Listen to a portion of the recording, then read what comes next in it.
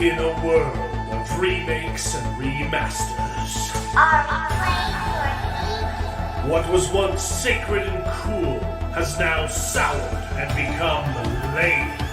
Red? Gone are the days of Pogs and Cowabunga. Now is the reign of slurp juice and dabs. Kids these days don't even know how bad they've got it. Now it's up to the best generation to rise to the occasion and make a show that dares to go where a lot of other nerdy shows have already gone quite a bit. That's right. They're going to talk about it a lot.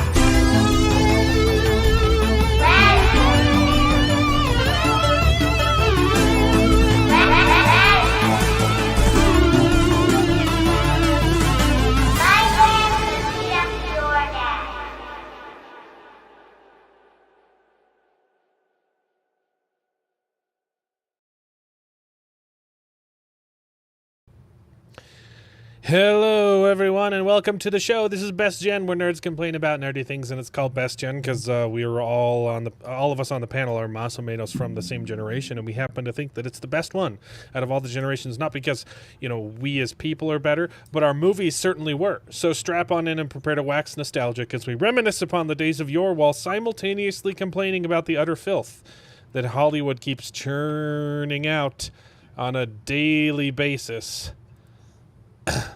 How's everybody doing tonight? Not too bad. Good? Yeah.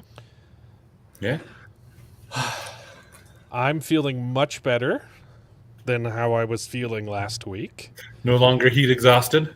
No longer exhausted. I've caught up on sleep. I did a lot of sleeping this week.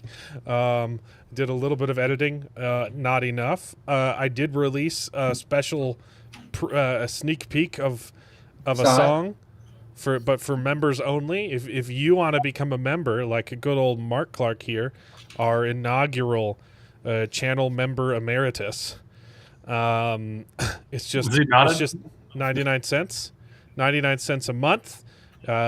You get the benefit of getting sneak previews of my videos, super early sneak peeks of Forget Tracy songs, because I have no idea when I'll be done with my second album. Probably like a year from now, maybe, maybe 6 months. Depends on, the other people I'm collaborating with, how much spare time they have on on their hands, So the sneak peeks are pretty big. It's just like scratch vocals, but if you want to give input on like, hey, how could I make the song better? That'd be great. So that's pretty big. You get previews on my other videos when those come out. You usually get those like a day or so early, and and you also get the benefit of becoming a person of color. So you can't on a technicality, no blood, just like me, but you will be adopted under the umbrella of person of color. You can claim that you are also technically a Mexican, and that means you can never be criticized. So consider becoming a channel member today. It's the benefits just far outweigh the negatives. And we won't talk about the negatives, but go where? Oh, I just saw Mark Clark, and I pulled up the worst comment. Right. I'm also a little confused because is he no longer a channel member? You called him an emeritus. Oh, yeah, right. So, yeah, inaugural. Because we were trying to find a cool name for him. Yeah, find a good term for it. Inaugural means the first, right? Yeah, inaugural I think would be the first. Is the first one? Emeritus usually means former. I always forget. We did come up with the term, and I always forget which one it is. And emeritus means like, kind of retired, like honorary retired. Yeah. But even if Mark Clark stopped being a channel member, he would still be our inaugural channel member. So that's true. He does he's kind of grandfathered in as channel member. We got some great people in the chat. Mark Clark, Joshua Templeton, Great to see you in the chat. He doesn't have a wild storm, so you can actually join in. What's the over-under on Alan David being tardy? I was right on time. David and other Jared are both coming. They said they're going to be late, though. So I did get a heads up, but they are late. So the over-under on David being late is 100%. I was here before 7 o'clock as well, so you know. Hey, look. Also, I went live 3 minutes late. Thank you very much. Okay, 5 minutes is. I usually wait 5 minutes to let people settle in. You know. No, David. Sure, use other people as your excuse why you start late. I see how it is. I think you may have to be removed from the thumbnail. It takes a lot longer. It took Corwin was like hadn't been on the show for like a year before. I was like, I should probably take him off the thumbnail. It's confusing people. And it was probably a solid 6 to 8 months for me as well. Yeah. And I think that by the time I took Jared off the thumbnail, he started coming back. So like I was like, oh well, I could have just left him on the whole time. I think we had 2 not on there, maybe one. Mark liked the song. It's I'm really proud of it. I think it's some of the best composing I've done. It's still rough, but I think it's a cool song. It's called Limelight. Maybe he finally got a girlfriend. I have a wife, so maybe you're talking about David. I think he's talking about David. That's why he's not here. He's here. Charles and I were on the same wavelength. Yep. That's right. Sometimes I'm a bit behind on the chat. A Lord Emperor. Yeah, that was like you're trying to host the show or something, so you know, trying to juggle three different things at a time. I have 4 screens. Only 1, 4? 2, 3. No, but they're like big. They're like 27-inch screens. 4 David of was them. saying you had like 6 I have of them. 1, 2, 4, 3, 4, 5, 6, 7 windows open on my 4 screens. I have one screen split into 3 because I've got X, Rumble, and YouTube that I'm streaming to. So I have those pulled up just to make sure there's no interruptions. And then I've got the back end of YouTube open for the stream, and I have to have 2 back end windows open because if you want to redirect a stream, you have to go into the video settings. You can't redirect a stream from the live stream settings for some reason, even though it's only a feature that exists while you are currently live streaming. As soon as you hit end live stream, you can no longer redirect a stream. So I don't know why it's in the wrong place. YouTube's stupid, but okay. And then I've got a sound. Maybe to disincentivize doing it so that they have a monopoly in your video. Yeah, I have another window open with to make sure my sound system is working well, because I did have a problem in the past where my gain would just randomly flicker, and it hasn't been a problem for a while, so I probably don't need that anymore, but I like to have it up just in case. Big screens equals overcompensation. Unless you're a video editor. Okay. Look, I fully understand 4 screens is overkill. As an editor, though, I've tried going back, and I like it's like having phantom limb syndrome. I can work so much faster with 4 screens. It's great. And just in my have 4 screens. I find that like anytime trying to go down on the number of screens always feels weird because you just get used to having them, even if you don't really need them. Yeah. We got Fadeon in the chat. Yeah. Thanks for tuning in. I technically have 4 screens because one of them is a drawing tablet and the other one's just a TV because I don't have a Roku or a DVD player. But like, I have 2 main monitors that I use. Of course, it sounds dirty. Back end. It's not exactly a stretch. Think about how that one could sound a little dirty. Again, we don't have to think all that hard. Yeah. No, you don't. Okay. We got a good show we got lots to talk about tonight. We had a couple bye weeks where there wasn't a lot to discuss, but we got a full schedule tonight. We've got an episode of Murderbot, and we've got that's the only like episodic thing that came out. We have 3 episodes of Ironheart, which we may or may not have watched. We've got an entire 4th season of The Bear, We've got episodes of Foundation, which we may or may not have watched to catch up to season 3, which premieres in 2 weeks. And we've got it's on the thumbnail. What was it? Oh, I don't have the thumbnail up anymore. Yeah, what was Ironheart. Oh, that's it. Foundation murder bot. No, I got them all. I just ended on. I just didn't use the right intonation when I listed the last one. So you But I tricked tricked yourself. myself into thinking that there was another one. It's Oh yeah, crazy. and the bear. That was the other one. Yeah, you missed that. bear. So, and I didn't see I any did of say them. the bear. I said the bear though. Yeah. I'm See just F1 saying. Oh, wait. Is F1 in theaters? I thought that was next Yeah. week. No, it's in. Man, I didn't realize that was coming out so soon. That is kind of like a movie theater experience one, isn't it? Look, you don't need to see all the rom-coms or animated movies in theaters, but like action spectacles, Yeah. F1, it does look like I'm not super into like sports movies or racing movies. But F1 looks really good. Like this, I don't know, the trailers are working for me. The 27th? Okay.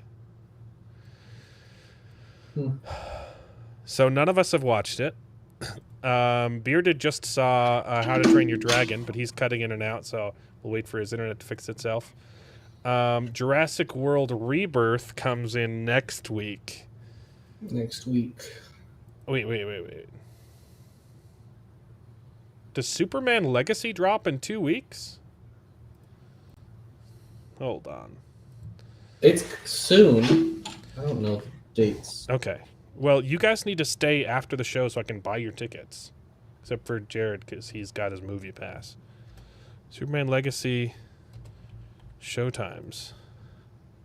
Shoot, July 10th. 11th. That's in 2 weeks. Okay. All right. Yeah, I need to buy you guys tickets. Okay. Superman Legacy, they dropped a new trailer. Or they dropped a new scene at Comic-Con or something like that. No. They dropped it on Jimmy Kimmel and then released it. And the internet has been fighting about that for the last 4 days, which is fun. Yeah, Jared's been a big slacker. Yeah. But you did, yeah. Let's. Why don't you give us? You just saw How to Train Your Dragon, the movie, the show. Yeah, that's basically all I got this week. Yeah. Why don't you give us your little update? How was live action How to Train Your Dragon? It was pretty good. I mean, it was very much a shot for shot, but it definitely had a feel of. It didn't feel like it was trying too hard to be shot. Like, obviously, it was very much shot for shot. But I haven't seen the original in such a long time that it was a really enjoyable experience, and like they did a lot of good stuff with it. So yeah, I didn't have any problems with it. It's a great movie with a great. The score was really hitting hard in some of those bits too. The flying bits were really good. So yeah, it's the same. It's basically the same movie. It's got a few more little things punched up, but yeah, it was good. Don't really have a whole lot more to add on that. I just don't understand why it needs to exist if it's just the same movie, you know? Yeah. Like the animation of the original still holds up pretty hard. Like it. Yeah. It does. It's probably the one that I feel like good. Yeah, it's probably one that like I feel like I always feel like whether or not I like whatever new live action one, like even Lilo and Stitch, like I liked the live action one, but I still like the animated one better. This one, same thing. Like I liked this one a lot. I think I liked it better than the Lilo and Stitch one, but I still like the animated one. But honestly, this is actually probably one of the few ones that I could probably watch either one and be just happy, you know, as opposed to all the other ones where I'm like, I'd rather watch the animated, you know. So I suppose that's like a point in its favor as to why it exists, even though it's not enough better to say, hey, you should watch this one instead of the animated one. So yeah, I thought it was good.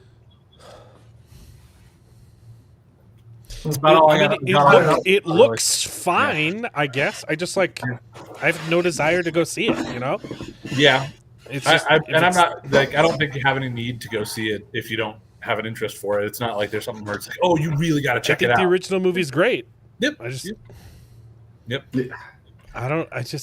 Live action remakes just don't.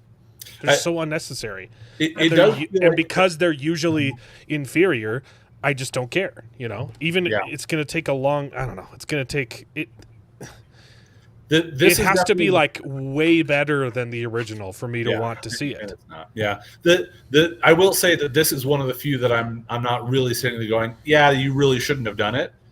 Not that I'm saying, yeah, you definitely should have. It was great that you did. No, but it's weird because it's in comparison to all the other live action remakes. It's the best done of remaking the live action. Okay. Well, that's still remaking the original live action. Yeah, but that still doesn't justify its existence. It still does. Yeah. Right? So like, it's a weird level of trying to be like, well, it's the best. They've done it the best with this one. Super low bar. That doesn't necessarily mean a whole lot, but it was. Yeah. I don't know.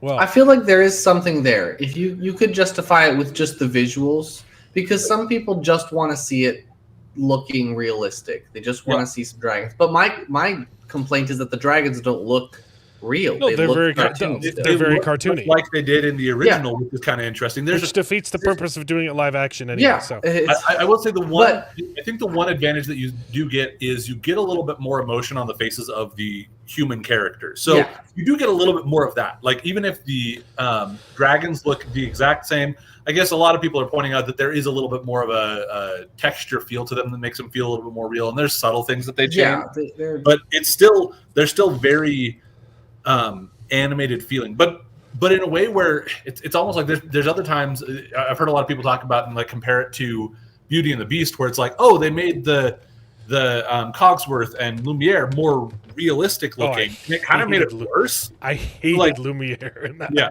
So in this situation, it's like, well, they just decided not to do that, but they did enough to make it feel grounded. And again, the technology now is such, and they did a good job of like compositing the CGI of them in there, so that it felt really seamless that they were actually there. So that speaks to the qualities that they did in bringing these not very realistic looking dragons and making them look like they were really there, if that makes sense, and feel more real in spite of the fact that their physical makeup still seemed ridiculous. So you're saying it's better than Snow White. There you go. The glowing endorsement from our resident apologist, Beard, on how to train your dragon. Better than Snow White. How about gaming? I wish I had more time for games. The problem is I've got kids, and it's a lot easier to have a TV show on and take care of kids than the game, because I can use my hands to keep them from killing each other. So I watch a lot more movie and TV. I watch a lot more movies and TV shows. I have come across video games. I grabbed a copy of the Breath of the Wild, and I've started that. So I loved that one. Very little bit of that, but that was back when I didn't have any kids. It's an old game now, though, and I'm the same way, Jared. See, I've been getting into gaming. I've been gaming more, but I'll wait 5-10 years for the game to be much cheaper. I just barely finally installed The Last of Us Part 1, so I can actually play through it. And I still haven't gotten it because I also installed Helldivers, which I've been addicted to ever since. That's a good game. The ones that I need to play are some more, because really all that I've got with me right now is my Switch, and then I've got my computer that I've got some Steam that I can play a little bit. So I need to play KOTOR and KOTOR 2. I think I've got both of those on Steam. And then basically that's all that I've got to game with. But I really want to get to the other one that I really want to play is the Jedi Survivor, because I haven't gotten around to that one. Even though, again, that's another old. The second one? Yeah, that's the second one. I thought the first one was way overrated. This is still good, It's fine. Okay, Death Stranding 2, though. I've heard good things. I've also heard bad things. I've heard it's walking simulator. Okay, if you've played it, I'm curious because everyone says like the defense is it's not just a walking simulator, but the only clips of the game that I've seen are walking or cutscenes, and I'm like, okay, so what is the game? Is it just delivering packages? Is that the game? Because I Are mean you that stranding death? could be fun. I just like I don't understand Death I Stranding. know that there's a baby involved. I don't understand what it is. I know even less. So if you've played it, please help me out. Live action Akira did get canceled, which is God sent news because it was going to be made by Taika Waititi.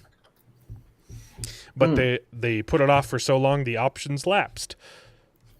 And they no longer have the option to make Akira. So hooray. Praise the Lord. No worries. I remember them days. You kids are all grown up and playing themselves. Yeah. Yeah, I occasionally get, if I play games, I'm playing games with my son, who's turning 10 this year. So your son sure I'll be hogs your like that PS5. eventually.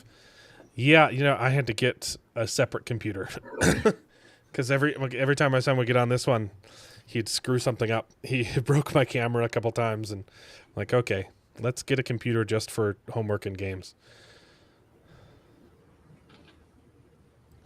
I don't like the animated Akira. So this is going to ruin my internet cred. I actually haven't watched Akira. Me neither. It's been on my list Me for neither. quite some time. None and of us have. I've just never been able to get around to it. So, okay, it's lots of walking and delivering, but it's just stellar weirdness story-wise. Okay, so it is a walking simulator, but with a really trippy story. You guys are talking about death. I don't know. Are we? Is that what?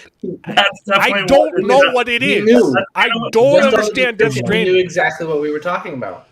Well, so here's the thing. Nathan, my brother, got he got the first one, and it was a lot of that. Like You're a courier. The main character is a courier. You deliver packages.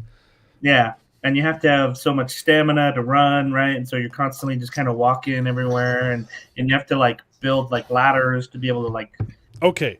to build and to climb up. How do you make that into an interesting story? Because everyone says you play for the story, but you're the UPS guy. I don't know. Like You're space UPS. What's the story behind space? Does he find a Every time I baby? see him, Well, he's carrying Is a one of the baby. packages a baby? A baby, yeah. You get stranded on an island and just wait for what the next tide brings in. Oh, wait, I'm just saying. my bad. I'm not saying it's impossible. Like you can make that interesting. Like Collateral, great movie, is a taxi driver, and then a bad guy shows up, and it's a really good movie. Okay. The other part of it too, though, is like you have to like battle these so it's not like a battle, but you travel through these like interdimensional spots where it's where you're like trying to avoid certain like dark creatures. So it's really interesting because like you don't know they're there all the time, but you just like start to feel that they're there, and so you have to like try to avoid them, and then so it's a lot of stuff like that where it's like, yeah, from what I've heard, there's some crazy story and some intricate sort of stuff behind it, but it is a lot of walking and a lot of transporting and a lot of upgrading your backpack so you can carry more, and upgrading your ladder so you can build that longer ladder and like stuff like that. But it looks really good. It looks really incredible. Like the graphics, the graphics do look great, and I'm a fan of what's his face, Walking Dead guy, but I just don't know what it is. Yeah, I definitely haven't gotten into that. So Is that the guy that's Daryl in Walking Dead? Yeah. Yeah, he was in Ballerina too. Okay, haven't seen it. I mean, he's very, very little bit, but he has a good little bit. All right. Let's do some news while Jared's here, because you hadn't watched anything else, so you were going to peace out early, right? Yeah, I'll probably take Norman out. read us. Thanks. All right. I always say that, and then I never do. Yeah, and then you just never leave. Yeah.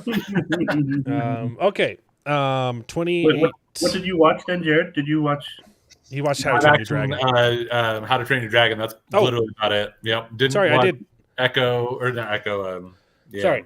that thing. I only read the first half of this. Yeah, Sydney Sweeney was in the new movie. What you're saying? Sydney Sweeney is in the Apple TV movie Echo Valley, which I haven't watched yet. It looks interesting. It's like it's supposed to be like a thriller where she like goes on a blind date and then her date ends up dead. Did she kill him or not? I don't know. That's what the trailers look like. We're getting to the whole Karen Reed sort of debacle again. Maybe. Yeah, I haven't seen Echo Valley. I'm sure Mark Clark watched it day one. So tell us. Is it? I kind of wanted to watch it just so that we could talk about it, so that we could make Mark Clark happy. It did start auto playing once. It's funny because we all are using the same Apple account. There's like a handful of shows that are in our continue watching that are still on episode 1, but they like week by week it gets further into the episode because it'll autoplay and resume the episode, and you're like, none of us are watching this show. Stop autoplaying it. Yeah. I just figured out though how to remove them from the list. I've never watched that. Like, not that I have anything like where I'm like, no, I don't want to watch this, but I'm like, I have not a good movie. Watch this. Why did you start autoplaying so hard? Yeah. I love that you watched that, Mark Clark. I love it. It's not a good movie, but of course you watched it. All right. Well, that's your scathing review. William Richards, thanks for the $2, bro. I'm 6 episodes Dude, into me the too. Bear. I want to Except for not the KMS. I know. Are you 6 episodes so into good. The Bear or The Bear season 4? He's probably. Season I don't think he'd watch. I think he's season 1. Okay, but here's the thing. Okay, well, we can talk about that later, I guess. Here's the thing. That's why it's so good. Okay. That's why it's good. It really is, especially once you get to these other seasons. You're like, it would not be the same if season 1 was not the way that it was. Like, it wouldn't. I love season 1, so I have no desire to watch The Bear. All right. So here's the true question: how much of The Bear did Jared watch? How much of The Bear season 4 did Jared watch? Let's see. What are your guesses? Okay, yeah. What are our guesses? What are our guesses on the panel? Oh, season 4. How many episodes are there? There's 10. 10. Dropped it all at once. I think he's watched all 10. Charles? I'm gonna go conservative 4 episodes. I'm going 9. I love it. Maybe it's only the 6. Didn't you say you're the same? I think he watched 9 episodes and he's like, I'm not going to watch the last one out of spite, so I can say that I didn't binge the whole thing. That would have been good. No, I was just about to start episode 8. I'm good, right? Yeah. Wow. Yeah. I watched the whole thing. You did? Well, here's the thing. I would have, but I had a bunch of groceries and stuff today, so I would have probably watched a few today. But Look, again, it wasn't really my choice. I had 2 girls who had earaches, and so they were up all night, and I ended up binging 8 episodes in one sitting. And I thought it was an 8. I forgot that it was a 10-episode season because season 1 was 8 episodes in, and I was like, oh, I'll just finish it. And I was like, wait, no, there's 2 more episodes. I'm not done. Nice. that's great. That's really great. No, The Bear season 1 is really good. Season 4 is like what I imagine detoxing from age is. Okay, so you are in season 4. Okay, season 4 felt really slow at first. Like the first couple episodes were really slow, and then like the vignette episode with Black Chick, what's her name? Sydney. Yeah. That was like, okay, like we're in the groove. I really liked that one with her and her niece. That was a great episode. I like that one. That's the one I just finished though. So I liked the season. I think I liked it more than season 3. well, and here's the thing. I don't think that it started out too slow. Like it started out slower. No, but I like think yeah. it still had good speed to it. Where I was like, okay, like we're getting through some things. We're resolving some things. I didn't mean it in a bad way, Yeah. but the first 2 episodes were like intentionally like this is it was setting up a lot of stuff. Yeah, absolutely. Slow burn. I liked season 4. It hasn't officially been renewed for season 5 because a lot of the actors are famous now. Which right, you've got the main guy. He's in. He's playing a musician. Is it Springsteen? Is he playing Bruce Springsteen? Oh, I don't know. So I saw something about a Springsteen movie coming out soon. I'm pretty sure it's Bruce Springsteen. Hold on, Jeremy Allen White, who is a little nepo baby, but deserves all of it because he's actually good. He's Springsteen. He's in the plays Bruce Springsteen. Deliver Me from Nowhere.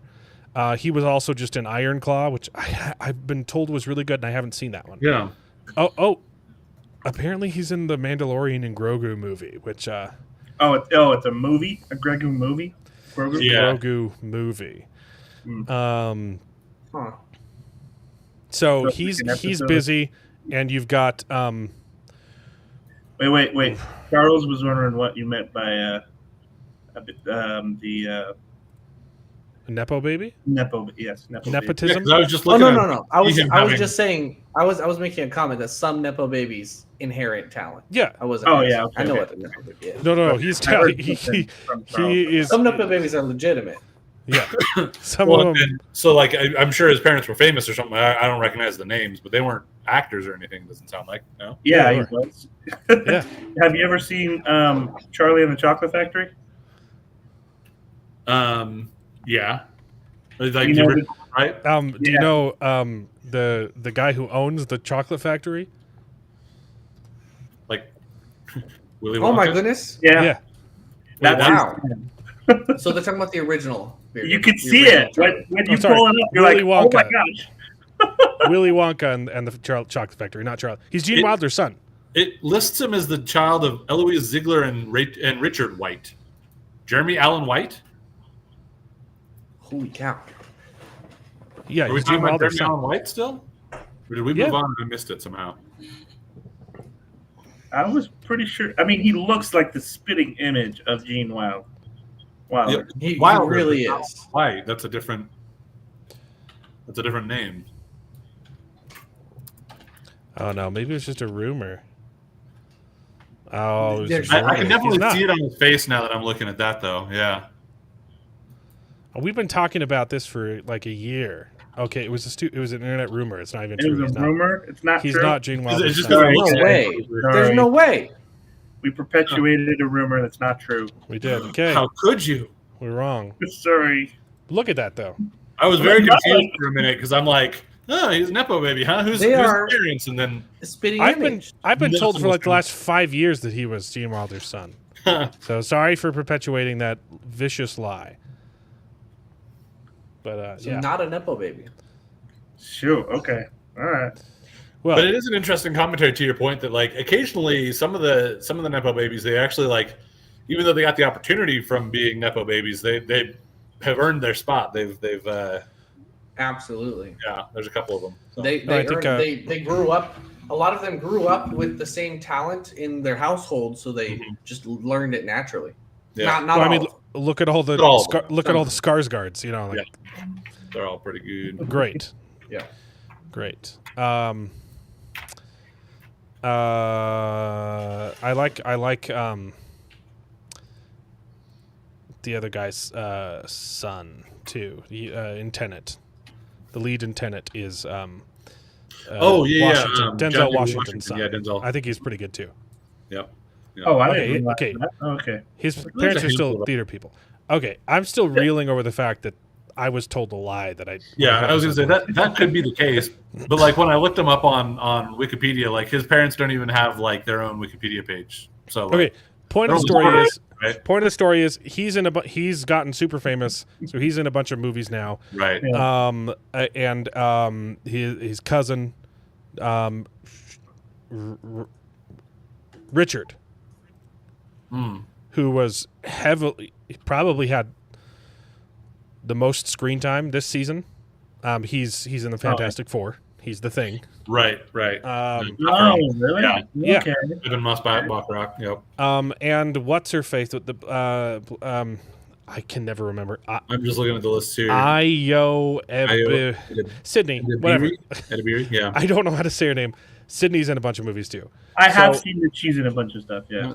She's in Opus, which I haven't even heard of, but she's been in a lot of stuff. So the cast is getting a lot of work, probably because of this show, which is great, but also sucks for the show because season 5 has not been officially renewed, but they haven't said anything negative about it either. And they've pretty quickly renewed this show, like within a month of each season airing. So hopefully we get that soon, because season 4 ends on kind of a cliffhanger. Not as bad a cliffhanger as season 3, but definitely a cliffhanger. But like open-ended enough where like if this is the end, like I'm okay with it. Okay.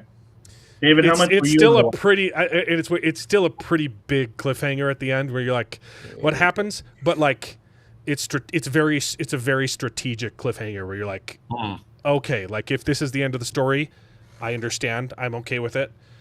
I would love for this to not be the end of the story.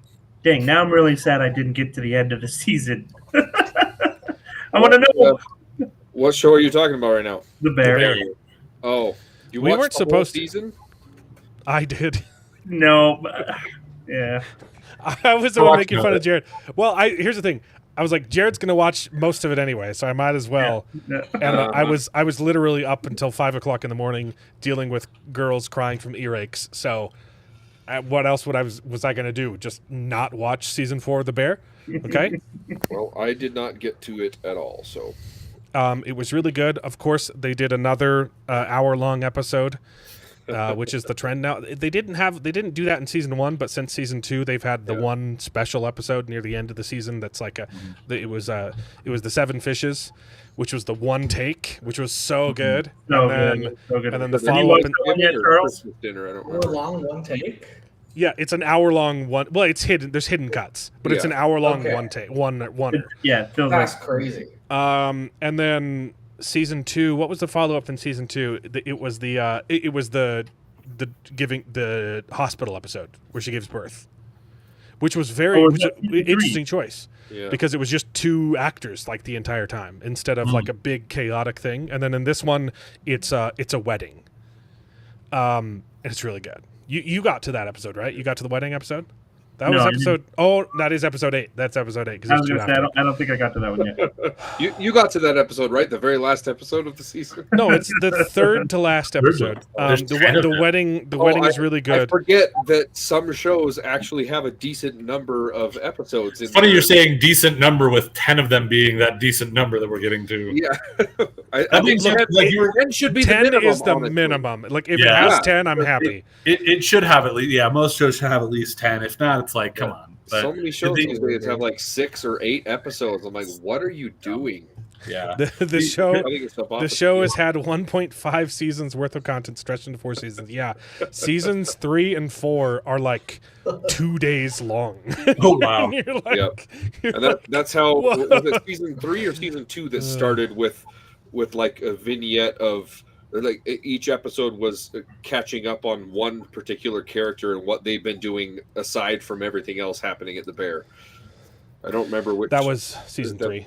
Yeah. No, that was 2. I like your point though that like they've got this like they'll do 1 hour-long special episode, and it kind of reminds me of back when we had real TV going.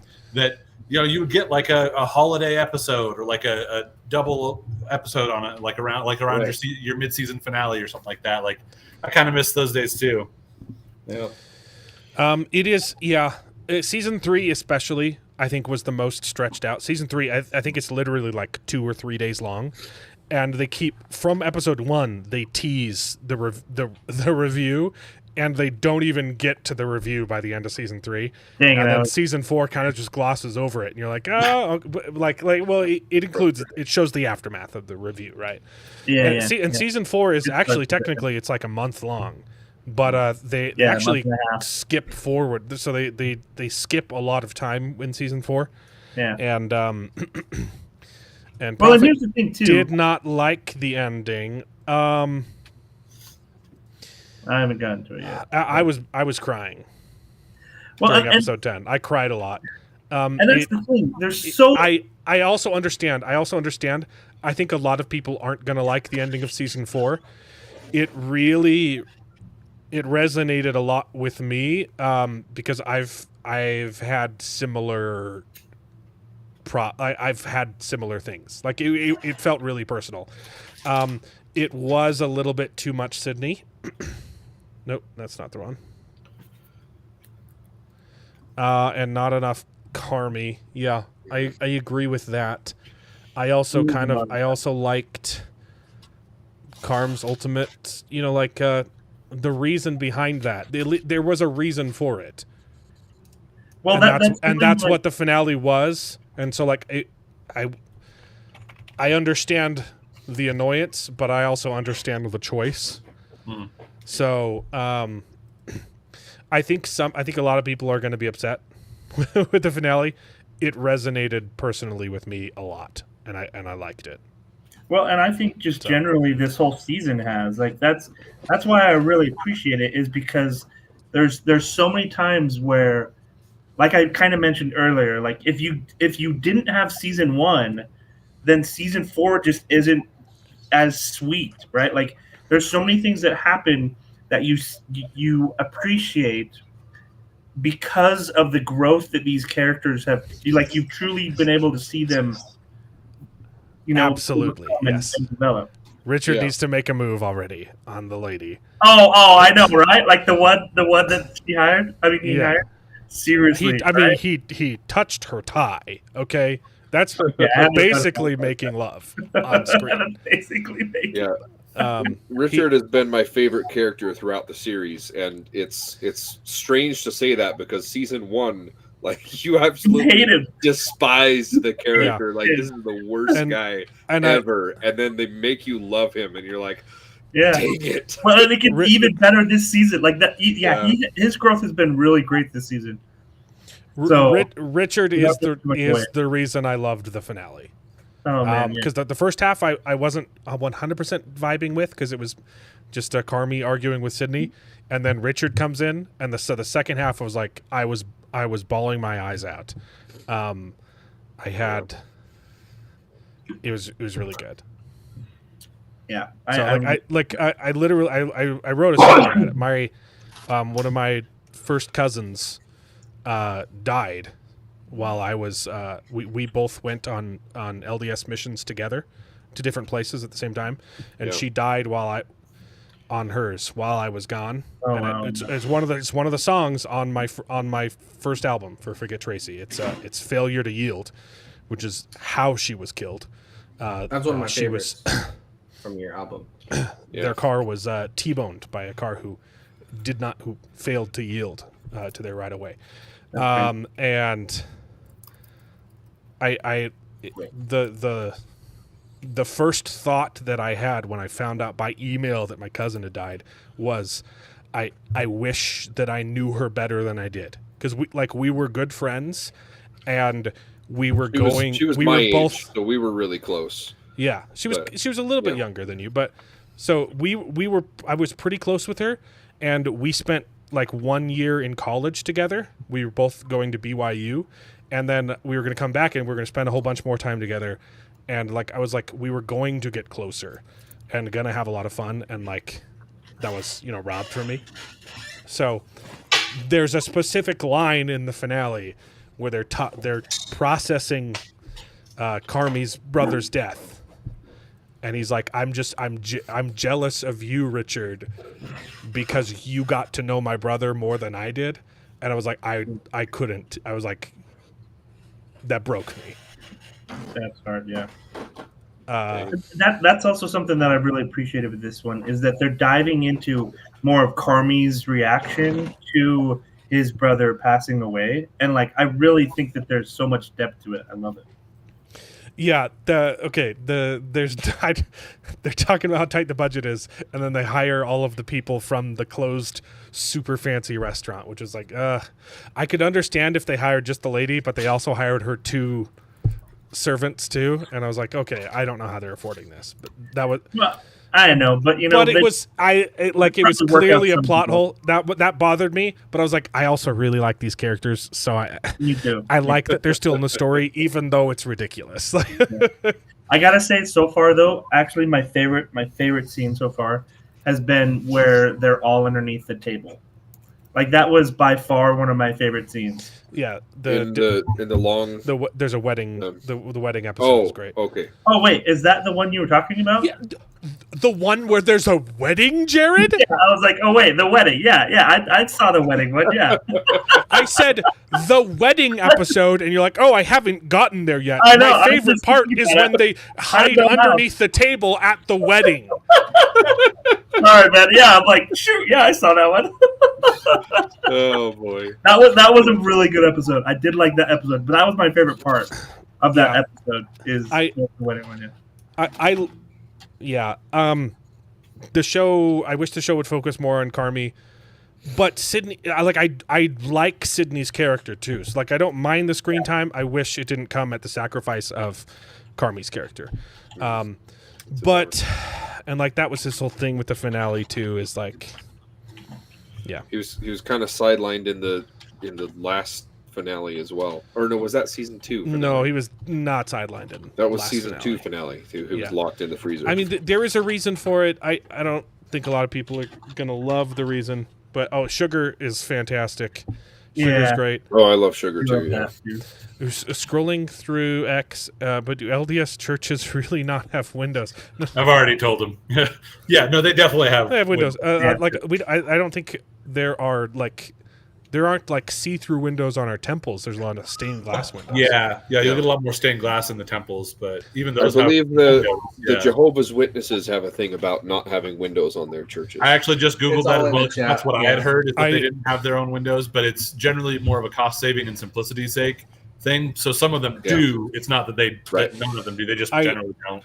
I 100% understand. I think some people are going to dislike the finale, and I understand the sentiment. It worked for me, and I think you're specifically talking about the whole "you are the bear" thing. I think that's going to piss a lot of people off. But like at this point, like that is kind of what Carmi's trying to do, right? Like it makes sense, and I don't think that that's where the story ends. I mean, unless this is the last season. So like I'm okay with Carmi having that crisis of faith, right?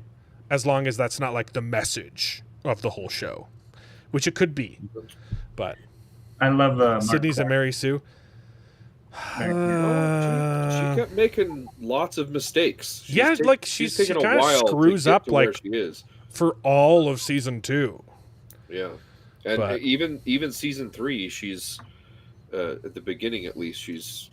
I missed the other chat. Which one? Clashing heads with Carmi because they're not seeing eye to eye, and they're not doing things the same way. She's still making mistakes on there, and it's taken a while for Carmi to. You have to realize more reality because exactly. Like, I like the characters, but it does kind of break the story just a little bit that they can afford the front of the front staff. Sorry, I'm way behind. Sydney, yeah. Okay, I figured that's what you hated. Yes. Sydney Sweeney, got it. That's good job, Mark. Good job. Don't ever change, Mark. Seriously. Everyone loves her. In his defense, I was having the same issue. I don't hate her character. Well, and I think there's a lot of I really appreciate the growth that you see. But right, so and that's I haven't gotten to the finale yet, but like I feel like that's where I'm okay with stuff like that because she has grown, and you start to see Bear realize that, right? Like there's several parts where he clearly is like, oh yeah, like she's amazing, and I haven't noticed the little things that make her accept, I don't think the show is trying to tell the audience that everything that goes wrong is Carmi's fault. Yeah. I think that's what Carmi feels, because Yeah, I agree. he's has really bad mental health. And Yeah. and I don't think that's what the show is trying to say. I think the show's trying to say he's screwed up, and so everything is his fault. And in Sydney, even in that scene, is trying to tell him, no, that you're wrong. Like, it's like, we're a partnership. It's not just it's not just you that screws up. That is a line from the show, but I feel like that's from Carmi's perspective, which is the whole point of that conversation. But I'm the only one who's gotten to the finale, so no. Yeah. Yeah, she's the one that. Sorry, guys. No, he's the one that It'll says be a while it. before I can. Have She's my the two one that. cents. She's the one. She goes in and corrects him. It was. I mean, the chaos menu was his fault, and I'm glad that this season addressed it. That, like, that was the reason they weren't making money, and that they could have had a consistent menu. I would, like, the whole time I kept screaming, so just have a ridiculous. consistent menu, but have one dish that changes every day. Like, do that, you know. There you go. She blames him. Yeah, I mean, okay. There's a point where she blames him, but there is also a point where she's trying to back him up. But that's how arguments work. Sometimes you say things you don't mean. I get it. I know you don't like that line. I didn't love that line either, but I don't think the show is trying to say that's the message. I think that's Carmi's horrible mental health. Anyway, Season 1 clearly had a bear that was loose on the highway, so she can't be the bear. Yeah. You know, I keep expecting that to come back in somehow. It's just never like gonna the random bear just be like, "Rah!" You know, like. Well, that's the ending. A bear just comes in and mauls everyone in the restaurant. Right? This whole thing has been a fever dream. The whole show has taken place in the mind of an autistic child looking at a snow globe with a restaurant in it. You know. Was that St. Elmo's fire? Right? Is that the? I think so. Yeah. Okay. The point of the story was, we were supposed to be doing news, because Bearded's gonna peace out early. I got nothing. I liked it. Yeah. I enjoyed season 4, and I hope that the story doesn't end here, so that we can correct some of the problems, which I agree with. I think it's there for a reason. But 28 years later, it was starting off really good. It matched its production budget in the opening weekend. Wow. That's good. It's a low production budget comparatively, but I didn't realize. I awesome. thought that this was a new director taking over the series. It's the original director. Because all the press about it was saying, like, oh, I came up with an idea to do a sequel to it that's going to be a trilogy. So it's going to be 3 movies and all unique ideas. It's the same director of the first 2. I will say that's probably one benefit to that live action How to Train Your Dragons. It's the same director from the original, so he was able to hold on to what it was supposed to be. Anyway, sorry. Mark Miller said it was really good. Can't stop thinking about it. The trailers look phenomenal. I've also heard some bad things. That the third act is kind of hit or miss. Some people like it, some people really don't like it. What is this? What series is this? 28. So it's 28 Days Later is a zombie movie, and then there's a sequel called 28 Weeks Later. Okay. And then skip right over 28 months later, but fine. But those came out That's right. Like 20 some odd years later.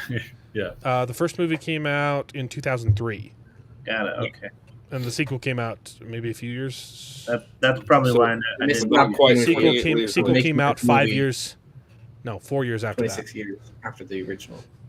And this is like 28 I- years later. They were trying to make a 28 months later for a long time, but that was in production hell and never got made. And so it had been so long. He's like, I'm going to do 28 years later, and I'm going to make a trilogy of 28 years later movies. Nice. Mm-hmm.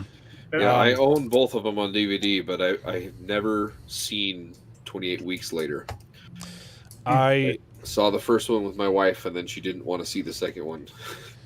I had some spare time. I watched both of them. I liked First them a lot. one's really good. I think there's some unnecessary nudity in the first one, which doesn't need Hollywood. either. Yep, I'm just now remembering. Just that. the first scene, he wakes up from a coma, and they could have put like a hospital gown on him. On what's his face? Oppenheimer guy. What's his name? Creepy eyes. Yeah. I keep wanting to say Val Kilmer, and I know that's not. It's Quentin Tarantino. Cillian Murphy. Killian Murphy. There Cillian you go. Murphy. Yep. See, I got the right consonant. That's the guy. The first movie was. I just know him as Creepy Eyes. He's always plays that. There you go. Cillian Murphy. Yeah. I liked the first movie a lot. I think the second movie's better. I think 28 Weeks Later is a better need movie. to watch these. I had these on my radar. I haven't seen any of them. I mean, it also probably had a bigger budget. The first movie was made with $8 million. The first movie was made with $8 million. The second movie had 15, so double the budget, but still very small. And with $8 million, they pulled off some amazing shot. They basically do the whole. They do an empty London.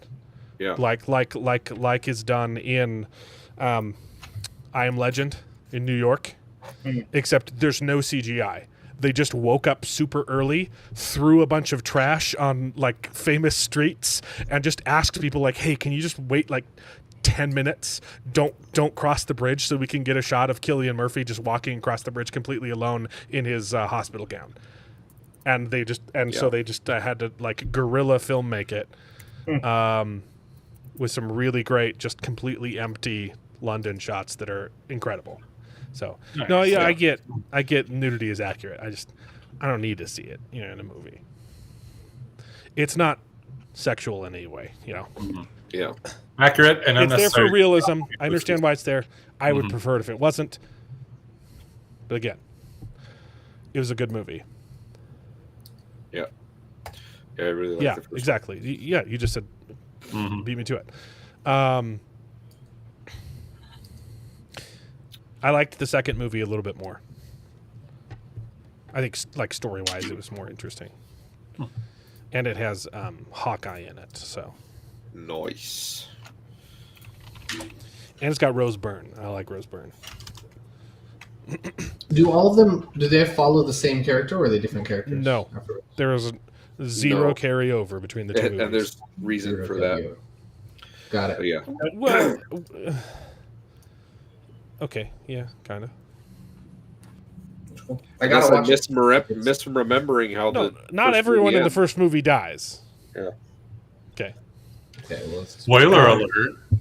But yeah, I kind of want to go see this one in theaters. It's looking really interesting. So, do we want to talk about it next week? It's been a long time. I'm not going to force guys to watch it. Yeah, I'm not going to be able to get around to watching it this week. My wife is actually really excited for the new Jurassic World movie, but that's because she loves. That's because she has no taste, David. No, she didn't like the last. She did marry David movies either. You liked the second one. I liked half of the second one. That was the worst movie I've ever seen in my life. Dominion was better than the second one. Holy cow. Charles, you sent me this. I enjoyed most of the second one, but the ending of it was kind of frustrating. You thought it was a sequel to the Sandra Bullock movie? Yeah, that's a common joke.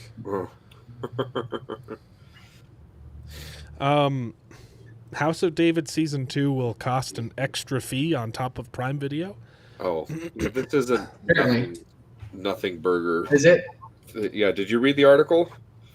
I did read it, but I understood that it was a second subscription within the. Is it like to Prime get Video. it early? No, it's not going to be free on Amazon. It's going to be its own, just like Angel Studios. It's its own thing, I will gladly pay Amazon. Well, yeah, I was going to say that's the same sort of thing where you can watch like some Max shows on, like you watch a bunch of different things on Amazon through other services, and you just watch. You can subscribe to Paramount Plus or HBO or I don't know if you can do Apple, but you can subscribe through all these You thought it things was a sequel. through That's funny. Amazon. And that's all they're saying. It's going to be streaming. They're going to have their own platform now for some of these faith-based shows, and you could pay a subscription through Amazon to watch it. I will That's gladly all it's pay. saying. Worth the money. Heck yeah, I'll too. I guess I misunderstood it. Yeah. I mean, Can't $9 wait. a month though is kind What's- of steep. Yeah. What's silly though is that they're not putting it on an existing streaming platform like Right. Angel Studios or Yeah. Yeah. there are a couple other. It is odd though because Faith-based Amazon streamers, Prime yeah. is producing it. Like they're paying the money for it though. It also Are they? seems like an odd Yeah. one, even though it apparently did really well. I guess that's probably why they're leaning on that, is because they're like, hey, this did well enough that they think they can get enough subscribers just for that to carry it over. But that's $9 for a new streaming thing. Right. But Yeah. That's what I'm saying. $9 is kind of steep. Like that's how Um, much you would pay for a whole Prime subscription. Yeah. That's honestly what's kind of bothered me about some of these third-party streaming services that some of the Christian streaming services or conservative streaming services They're like expensive. Daily Wire and Angel Studios and all that. They're charging just as much as these prime They time. have a fraction of the content. Yeah. Exactly. It's very Even like frustrating. like Living Scriptures too. Is Yeah, expensive. Living Scriptures is another one. What's Daily Wire, Pure Flicks or something? Pure Flicks. Oh. That is one. Clearflix? Yeah. I'm not. I know there's been Something like that. I'm teasers. not sure. Anyway, yeah, Squid Game 3 dropped this week as well. I still haven't watched season 2, Yeah. Neither I haven't watched yeah. season one. and it was terrible. I'm with you. I'm with Bearded.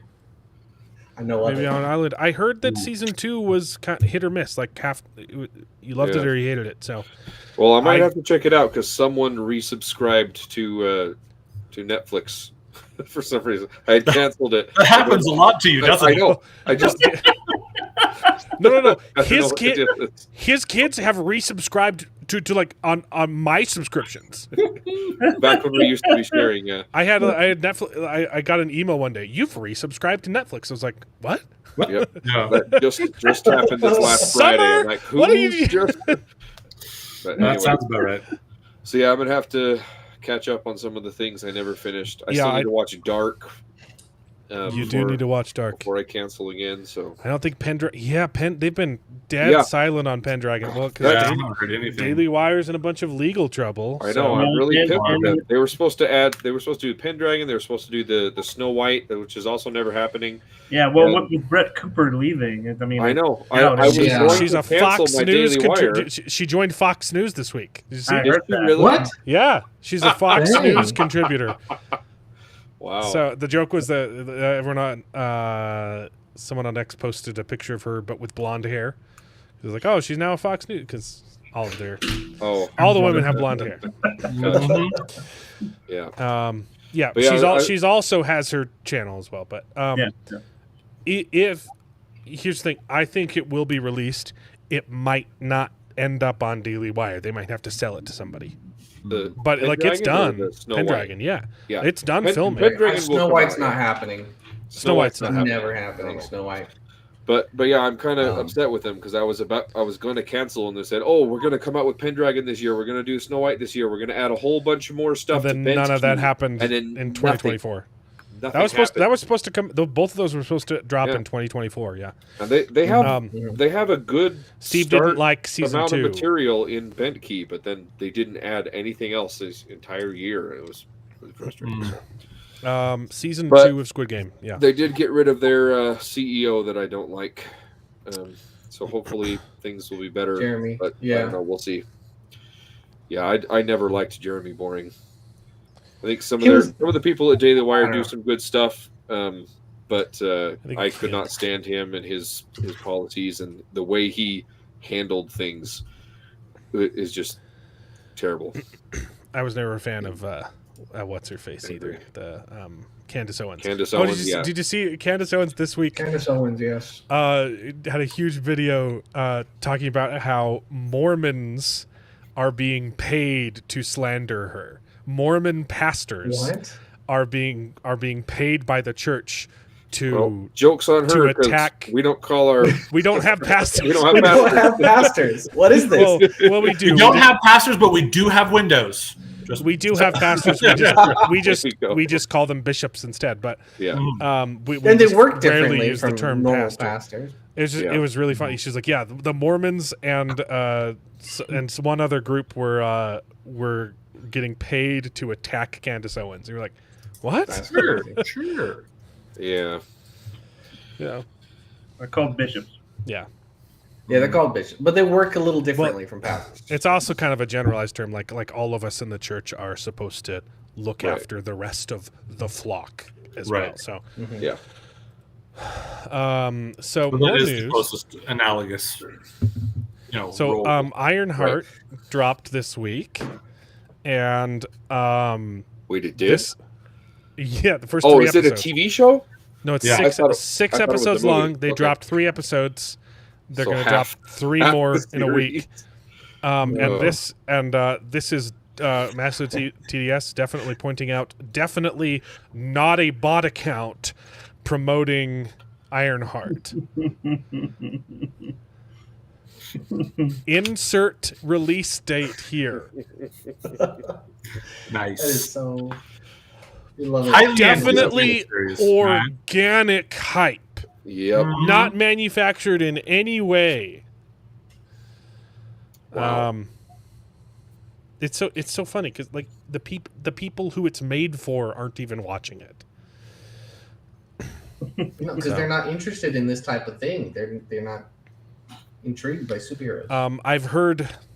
I haven't watched it. I don't think I will. I've watched other YouTubers react to it. She's literally just a thief. That's what the trailers seem to make it She look like works for a group of criminals that are stealing things who have murdered people. And they murder people, and she's okay with it. She literally leaves a man to die because she's stealing from him. He's a security guard. One of her team kills him, or incapacitates him, and he's going to die. She does nothing to save him. Her whole thing is she doesn't want to be a hero. She wants to be recognized. She wants to be iconic.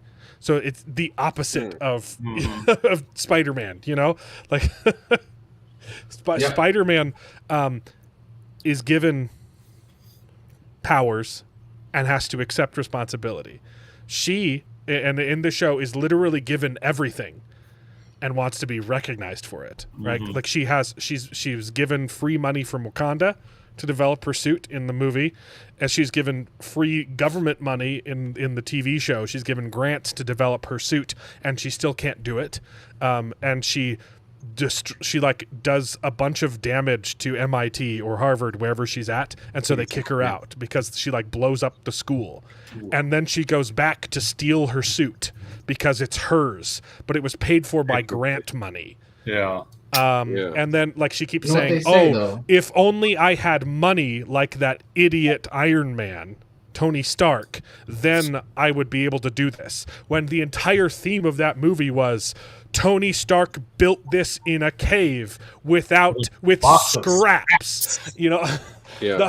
The theme of the movie. She's literally given everything and she still can't do it. And she's like, "Oh, it's the white man holding me back." I actually think that's probably what I'm going to go watch when I jump off with you guys, just so I can Good catch up. luck. Yeah. I've heard I might try nothing but watching it. horrible things. Wish me luck. This That sounds awful. this sounds like it's the. Go ahead, It Charles. sounds like it's the Barbie movie where it tries to promote feminism, but because it's so crazy, it teaches the opposite. Like, how is she not? I need to go don't watch know. Disparu's review.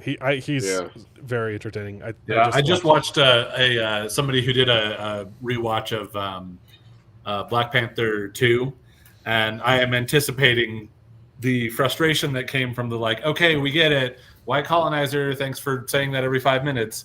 I'm expecting some of that going on for sure. Her crew is made up of, they're all lesbians. There's a tranny, there is a drag queen, and they're all horrible people. So it's funny, they're doing representation, but they're all bad people.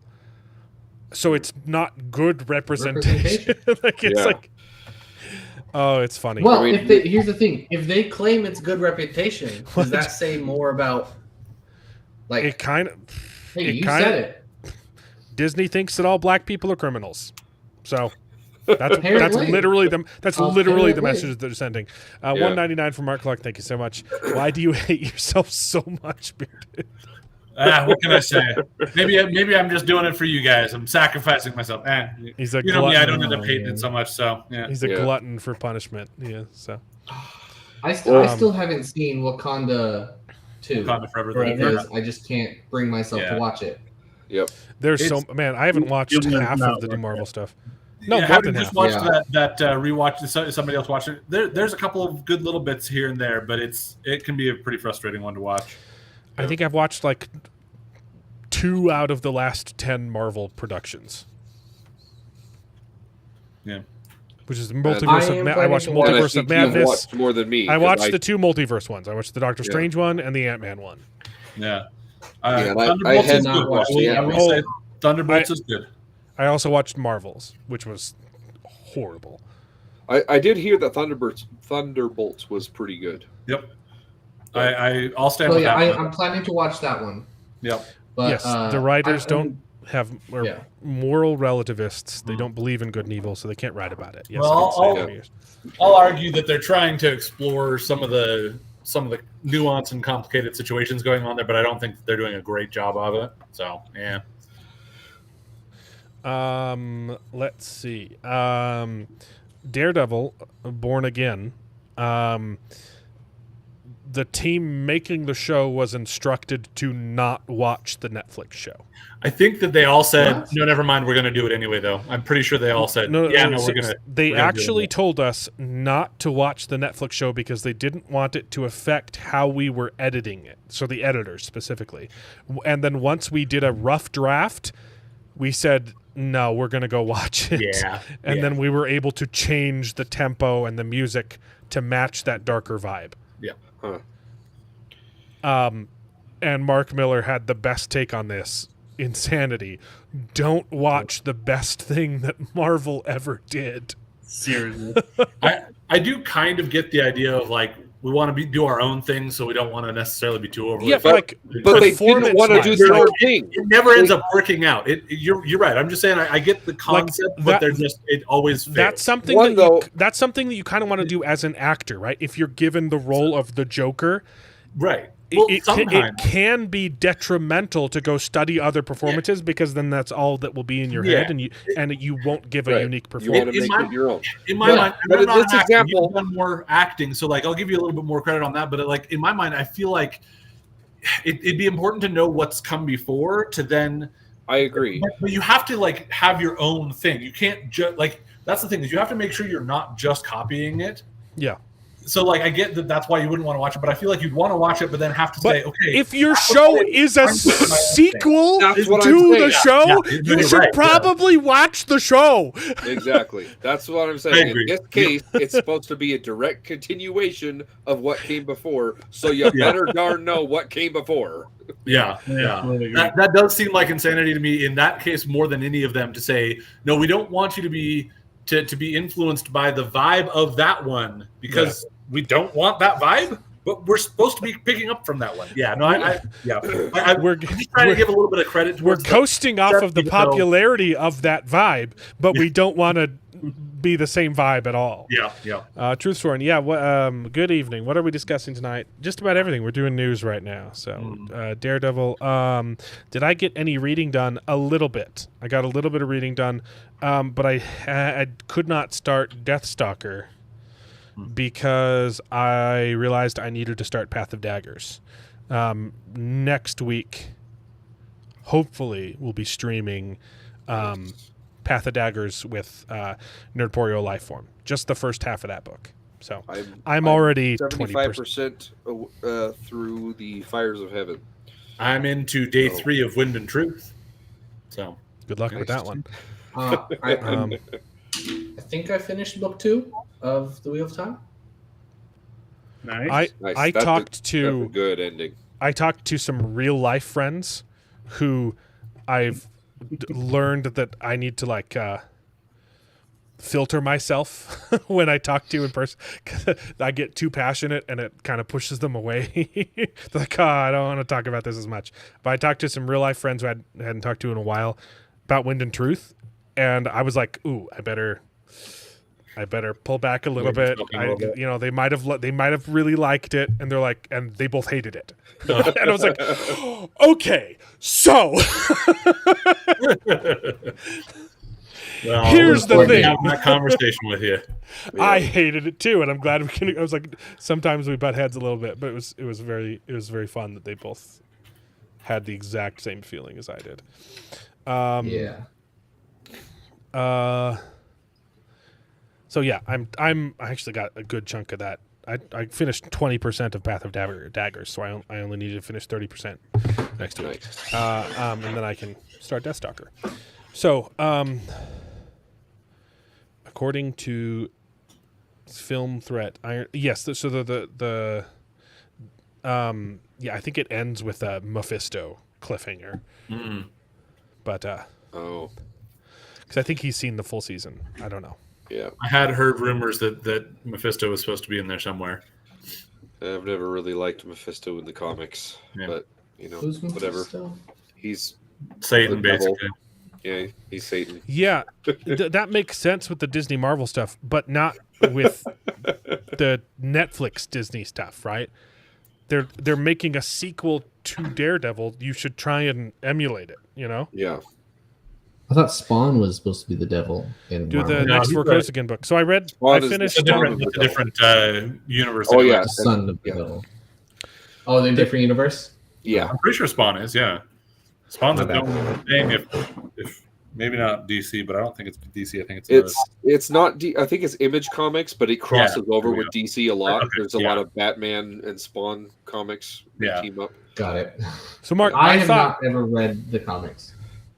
you wanted me shame. to start Deathstalker next because I read the first two Vorkosigan books, and also what is the next Vorkosigan book? Do I go back and read the stuff about his parents, or do I keep going with Miles? That's the question. What is the next book? But yeah, I thought I was supposed to read Deathstalker. I could It do might be either hard one. to ask Mark that question. So let me The know. way he reads. Read both. Yeah, but which one? Which one? Which one's the next Vorkosigan book? Keep going with Miles. Okay. The best. What's crazy is the whole. Oh, why can't I pull it up? I see it on YouTube. The best Mephisto story in Marvel Comics was when Doom went to hell to crush him and take over. Oh, there we go. Yeah, I need to read more comics. That's what I'm trying to do with the comic show. That I need to edit faster. It's slowly plugging along. Yeah. Yeah, I don't think I've ever read a comic with Mephisto in it, but I know that he's a huge like Avengers level threat, like Thanos level, and it's crazy that he's being debuted in Ironheart. Yeah. Yeah. Hmm. Well, that's the same problem that they made with King too, right? They're like, "Oh, King's going to be our next villain. Let's premiere him in a TV show that probably half of our That audience is going to watch." sucked. Yeah. Well, they premiered him in. Okay. Yeah, I was going to say they premiered Talk him about in. Loki? Because Loki's been pretty popular. I agree. It wasn't His as first good as it appearance could've was in been. Loki season 1, the Yeah. teaser at the end. Yeah. That's right. Well, I mean, he was in the last But episode. that's He was kind of what it was all about. But, Yeah. yeah. Mobland renewed for season 2, so apparently we need to watch it. Also, the real life friends that I talked to about Wind of Truth loved Mobland. So, I've heard good. I think I've only heard good things about Mobland, but I haven't it watched slammed season me one. with so much ads just before it they came are out that I'm like spamming Mobland ads. Yeah. That's for sure. Yeah. bad. But I mean, I like all of the people in it. That's the one with So- Pierce Brosnan, right? Pierce Brosnan, yeah, and Harvey Bane. Weinstein. Yeah. Harvey Dent. What's his name? Weinstein. I was like, that's not Weinstein. I made a joke. I made a joke, but at the cost of the joke, I forgot his real name. Chadwick like in Boseman or Hardman. something, but yeah. What's his name? What's Tom Venom's Hardy. name? Tom Hardy. There we go. I knew there was an H in there. Yep. Yeah. I need to see MODOK. You don't need to see. Did you not watch the Ant-Man movie? Because you're good. Don't watch that one if you want to see MODOK on screen. I don't have the comic backstory for him enough to like have an attachment to him. I didn't hate him in Quantumania, but that was kind of goofy. It's just more that he looked goofy. J.K. Rowling has read the scripts, the first 2 episodes of the Harry Potter show, and she loved it. Okay. All right. Okay. Okay. I'm excited. Time will tell. I don't know.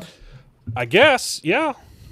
Well, I didn't really like the last. It has potential. The last 2 Movies. Fantastic Beasts. she's not doing any of the writing, but she's reviewing it. Yeah. Which is probably the right spot for her to be anyway, but yeah. Yeah, then they get Huh. into controversial Snape stuff. We'll see. Interesting. What was this? The There's Save Wheel Watt of Time. campaign again. Yeah. For fans of the series who live in the United States, is it possible to organize a? Oh yeah, I forgot.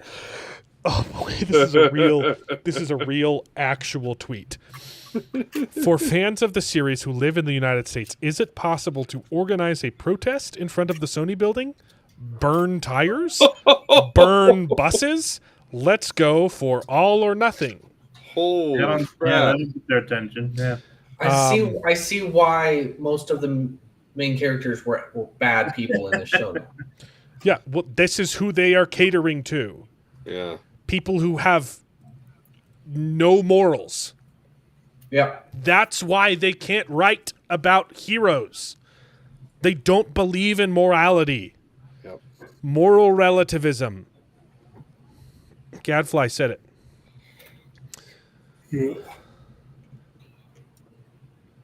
Yeah, don't. Yeah. Don't. MODOK is in it. Don't watch it. As long as they buy Buy the buses and tires. Even then, you're just lighting public fires. still, in the middle of that's the city. still a Here's the crime. thing. You There's still still can't do that. I almost, That is still I a crime. almost was like, And yeah, that's a these- fair point. If you own them, you can burn. But like, you're doing it in a Not like, on public not on property. public property. That's a bad I idea. promise you, though, that these people are also the same people who advocate for, I can't believe I You're forgot right. the word, I but, agree with you wholeheartedly. global warming and the whole environment protect. Yeah, Hates 'cause the that's CO2 what makes emissions and super good for everything. the Like environment. burning tires, I'm sure is a whole lot worse. I Oh, don't yeah. actually know about the science, but it's a whole lot worse than just driving a gas car. Probably. Josh, But, where I did mean, that's an assumption. I see. We'll see. I'm trying to find the MODOK you sent me? Was it on? I like X? Gadfly's next comment though. Hold on. Where did you? Hold on. Shoot! Did I close the wrong window? Probably. No. Oh shoot. Oh no. The public. Did I hit Sure, close? yeah, just We're having Did I close? fire in No. the Here we go. public barbecue stands. Sure. I don't see. Did you send it Tires on fit in those. on You Discord barbecue, or? baby. I don't see a message from you, Josh. If you sent me something. My guess is it almost sounds like something that he sent you previously, like a while Oh, ago. maybe. Oh, I think.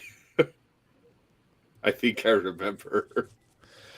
Oh yeah, it was. I can't remember. Was it on? Was it Okay.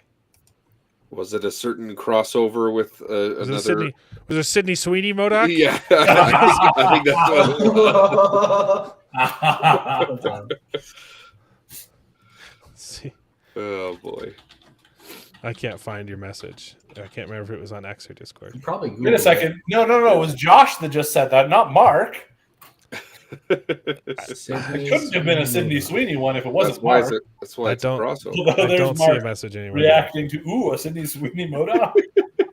Suddenly he loves MODOK. Oh, it was. I remember it was because it wasn't a message. You tagged me on the Prophets Discord, so I don't know where that is. I didn't download it. Just send me a DM. Send me a message on Discord. We're friends now. Anyway, Tires. Yeah, I still need to watch Tires season 2. Looks so good.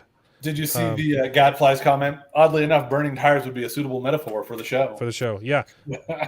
Aren't these people are psychopaths? Burn cars. But I mean, like, it's crazy, but also like the Democratic Party is literally telling people that that's okay. Yeah, that's the biggest problem that I have with everything else that's going on is like it sounds like there's a lot of excuses being made for literal destruction of public property and violent things. And it's just a few people. Even if it's just a few people, that's still not okay. Just none of that is ever okay. Don't light It is an exclusive. But these are the people that the show is catering to. What is that? Oh, this is fan art of a masculine presenting Moraine. But only sort of masculine presenting in jeans. Yeah.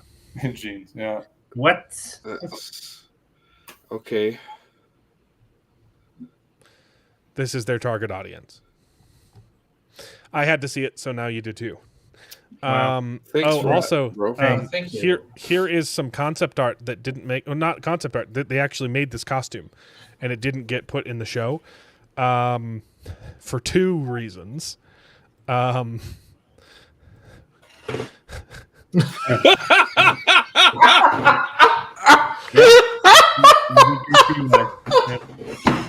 feel like I've seen costumes do that exact thing, though. This is a metal breastplate with boob holes. I feel like I legit have seen this style on other things before, though. So Yeah. yeah, Wow. I mean, It's completely useless. oh yeah, no, 100%, Oh my goodness. 100%. People But will complain enough about boob armor. Normally you get like the metal boob bikini armor. This is the opposite of that. You're right. This is But the like, opposite of the. I You swear want I've the seen. like that would be better than this. You want the armor to be on the part of your body that sticks out the most. Oh my goodness. I suppose it does technically cover. I mean, a direct stab at the heart, sort of, kind of. Wow. Maybe. It's such a dumb. The dress itself isn't terrible. The dress is cool. Yeah, and again, I still think that I have seen fantasy shows that do that exact thing. That's usually It's not actually 100%. made out of metal, though. They Armor, actually but went through the trouble of casting this. Like, No, that Yeah, no, they- that's foam, bro. dude, you can That's see. not metal. Okay, well, they did a good job of painting it because look, it's Yeah. got divots that would be made with a hammer, shaping the metal. Yeah. It's done. It's done really well. There was a similar dress in one of the shots that did make it into the show, where Elaine is wearing a kind of. It's a little bit different. But it's also got boob windows for some reason. Yeah, but it's the less whole Blue egregious. Windows It's thing, less I feel like egregious I've than seen this. that in other things, It's so stupid. in other fantasy things. Usually Okay, not as okay. much armor though. If Usually you it's saw more it of in like something else, it was also retarded there. probably. Okay. Well, probably what it was is probably it was more like. It doesn't. It looks like the Lady Gaga, the plastic. going on here. Yeah. Yeah. It's the opposite of Rita from Power Rangers. Yeah. Mhm. Let's see. This is great. They're now using AI to save Watt, which is hilarious because they were all lambasting Everybody loves- House of David Yeah. because it had the audacity to have one scene that used AI and it was beating Wheel of Time in the streaming charts. And so they're saying instead of watching this AI filth, watch Wheel of Time instead, except when it, Yep. it benefits Except when us it- to use yeah, AI, exactly. then it's okay for us to do it. Also, I mean, They've that been was doing it all week. That's It's not just this great. video though. They did an Yeah. AI poster. They've been using AI left and right to save Watt. Might I say though, that is a fantastic casting. Much for better. Landfear. Yeah, That would make a great Landfear. she'd make a great Landfear or Moraine. I'd Yeah, take either sure. one. Sure. This is fun. This is fun. That's great. The music is I wanna probably play that. copyrightable. No, I would 100% play this. That's I would awesome. too. I would feel good. with all the 88 ramps. Dude, it's great. It gets bigger. So confused. I guess. Okay. Oh, that's so good. So there's That's no so jumping. I was. It gets even up against the crest. That's so horrible. Oh my gosh. Oh man. That's so horrible. It's great. Oh my goodness. Did you see how much That's effort it so took him to good. get down up that last ramp? Oh my gosh. Yeah. Yeah. That was definitely not to code. It's so wonderful. He can't jump. He uses a platform That's what took me a half a him second to into feel the- what was going on there. so Oh my goodness, that's good. amazing. Oh, That's very clever. True Swords. Yoshi, I love- Yoshi I can love push you. that. Yeah, I like that's True Swords idea fantastic. there. Get Yoshi Yoshi pushing pushes you for the- when you get Yoshi. Not like you'd be riding him, which would be kind of solving the problem too. You have to have him pushing you. Yeah. No, it's the same sort of reveal when he gets the fire flower, and instead of getting fire powers, he's just on crutches. Oh, these are the same costume designers who thought that making a cheese grater face mask was a good idea. Yeah. David, you sent me this video last week, I did but you not. weren't here. Yes, you did. Oh yes, I remember. It's a guy making fun of a woke video game. People who Yes. hate woke video games. Yes, I think it's a perfect example of how they don't understand our point of view At all. Yeah. Mm. Do you want to watch it? If you want to, sure. So this is a liberal guy making fun of us, basically, making fun of people who complain about woke video games. My name is Sam. You guys can hear, right? Mm-hmm. Yep, All we right. can hear. Oops, I clicked on the play video in the streamer and not on the video. And I'm one of those guys online who tells people whether or not a game is good before it's come out just by looking at the trailer. How do I decide? Okay, I- you can no tell one- a lot by the trailer, Yes. though. Yeah. It's because it's become so prevalent that There are so 90% of many the time. blatant Now there are warning some signs. exceptions. You're like, hey, even with movies. Okay, let's take it about movies. I've been right about most of the. Yeah. I can see a trailer and I About can the tell warning if I'm going to signs. like the movie or not. I can tell if it's going to be woke. Yeah. I mean, Because 'cause there they try to are put all the signs. essential stuff in the trailers. right? There- Yeah, and it didn't there are used to be dog that whistles. way. It didn't used to be that way, but yeah, you can see the warning signs like, oh, this might be bad. So And- it says a lot more about the gaming industry if all it takes is the trailer to say, yeah, I'm not going to like this game. Yeah. Now, Mhm. what was the one that came out and everyone actually loved? It was and people said, yeah, hey, we were wrong. This game's actually good. Was that? I don't remember. So I know Baldur's Gate was super woke, but people still love it. No, there was another Um, one that came maybe- out. Dragon's But- Dogma. Oh, there was a lot about maybe- like Kingdom Come Deliverance. People played it and they're like, yeah, it was actually pretty good. I can't remember. Oh yeah, I've heard that the second game is. I hadn't heard anybody talking about how it was. Yeah, gonna be bad. teaser trailers I use hadn't the heard bits any negative version. that are supposed to sell the movie. So if the trailer sucks, like the movie's gonna suck too. Usually not a good sign. Yeah. I mean, it happens the other way sometimes, but yeah. All right. Anyway, let's go back. So yeah, haha, I watched the trailer. I'm judging the thing that you're supposed to judge the game by. You know, Yeah. it's an advertisement for the game, and if you don't like it, screw you, I guess. The trailer. How do I decide if a game is good or not? Well, that's really easy. If it's woke, it's bad and I will not play it. If it's not woke, it's good. However, I usually still don't play it. An example. What are you talking? Yeah, exactly. That's like the opposite, right? There are games that Dude. have wokeness in them that we still play. He thinks they don't We play the still games. enjoy. As from Hills vs. Babyface spends like 90% of his waking hours playing video games. Yeah. Okay, that's pretty much all these people do. Right. And it actually describes the opposite side where they're the ones that are complaining about these things and then they But- don't go to the movie Or theater. the people who say, "Oh, it must be Right? good because it's got all these, But social." he issues in there," even and puts then himself. haven't He played it. does what we do for bad TV shows. He goes through and streams himself playing the bad video games, the ones that he thinks are woke, Right. Yeah. and makes fun of them. That was the whole Starfield thing. The pronouns rant, right? Yeah. That went super viral. That came from him playing the game that he said, I think this game's going to be woke. I think it's going to be garbage. I'll play it and let you know. Yep.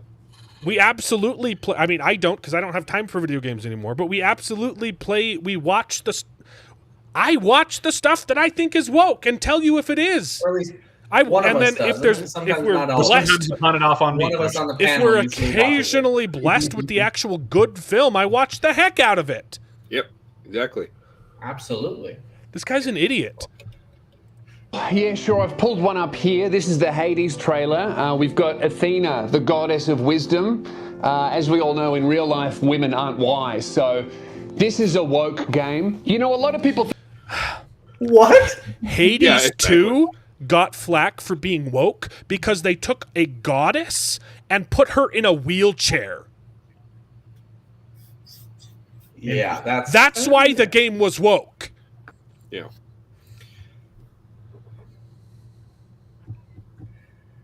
And this is You know the such a thing straw that we man. just watched that we made fun of and laughed at? Haha, that's funny. They put Mario in a wheelchair. No, Hades 2 did that. Yeah. Okay. In their defense, though, Hephaestus, is that what it's called? Hephaestus is deformed, though, who is a god. Sure. But that's his canon. I don't know. I actually don't really know that much about Hades 2. Who was the god that they put in? I can't remember. I didn't play it because it looked dumb. Okay. A woke game. You know, a lot of people think my job is easy. They think I'm lazy. They call me a grifter. My parents want me to be gainfully employed. But what they don't understand is that I do a very important job. And it's actually a very difficult job because not every video game is overtly woke. The worst thing is when I'm playing a game and I find out that it's secretly woke, right? So another issue that I have is all these conservatives are just they are jobless schmucks who just hate on wokeness all day long, right? Because it's those conservatives that are living in their parents' basement. Conservatives that are exactly, and granted there are some, but Sure. I mean, that's the thing is it's not a generally all of us we're are the hard-working ones. We're the ones that you got to go out there, you got to get a job, you got to get good either education or formal trade trade school or something. Job, Go out there, get a job, make something of yourself. It's the other side that's Yeah, and I think anyway. it's annoying how he pretends like it's some. We don't do this because it's a great act of service that we think we're doing. I mean, I'm on the show because it's fun. I don't really care about recommending stuff to people. I just want to talk about good shows and complain about bad shows because it's fun. I'm absolutely doing it. I'm here to hang out with you. I'm doing this as a service. I'm doing it because I want society to change. And I think it'll only change if we call out the stupid stuff and celebrate the good stuff. I want to create a culture that celebrates greatness and ridicules stupidity. Absolutely. I think people who make this kind of garbage should be ashamed of themselves so that they stop doing it. Yeah. It's also funny, the games that are secretly woke. Yeah. That's why I hated Lilo and Stitch, because it's 90% a good movie. And then there's a little bit of messaging. That's by design with just a little to piece of sneak turd in social messaging to get your children to believe evil things. Yeah. Of course I'm going to talk about that, and I don't want I literally had to sit Elliot down and have a big discussion with him after that movie and tell him why I didn't like it. Yep.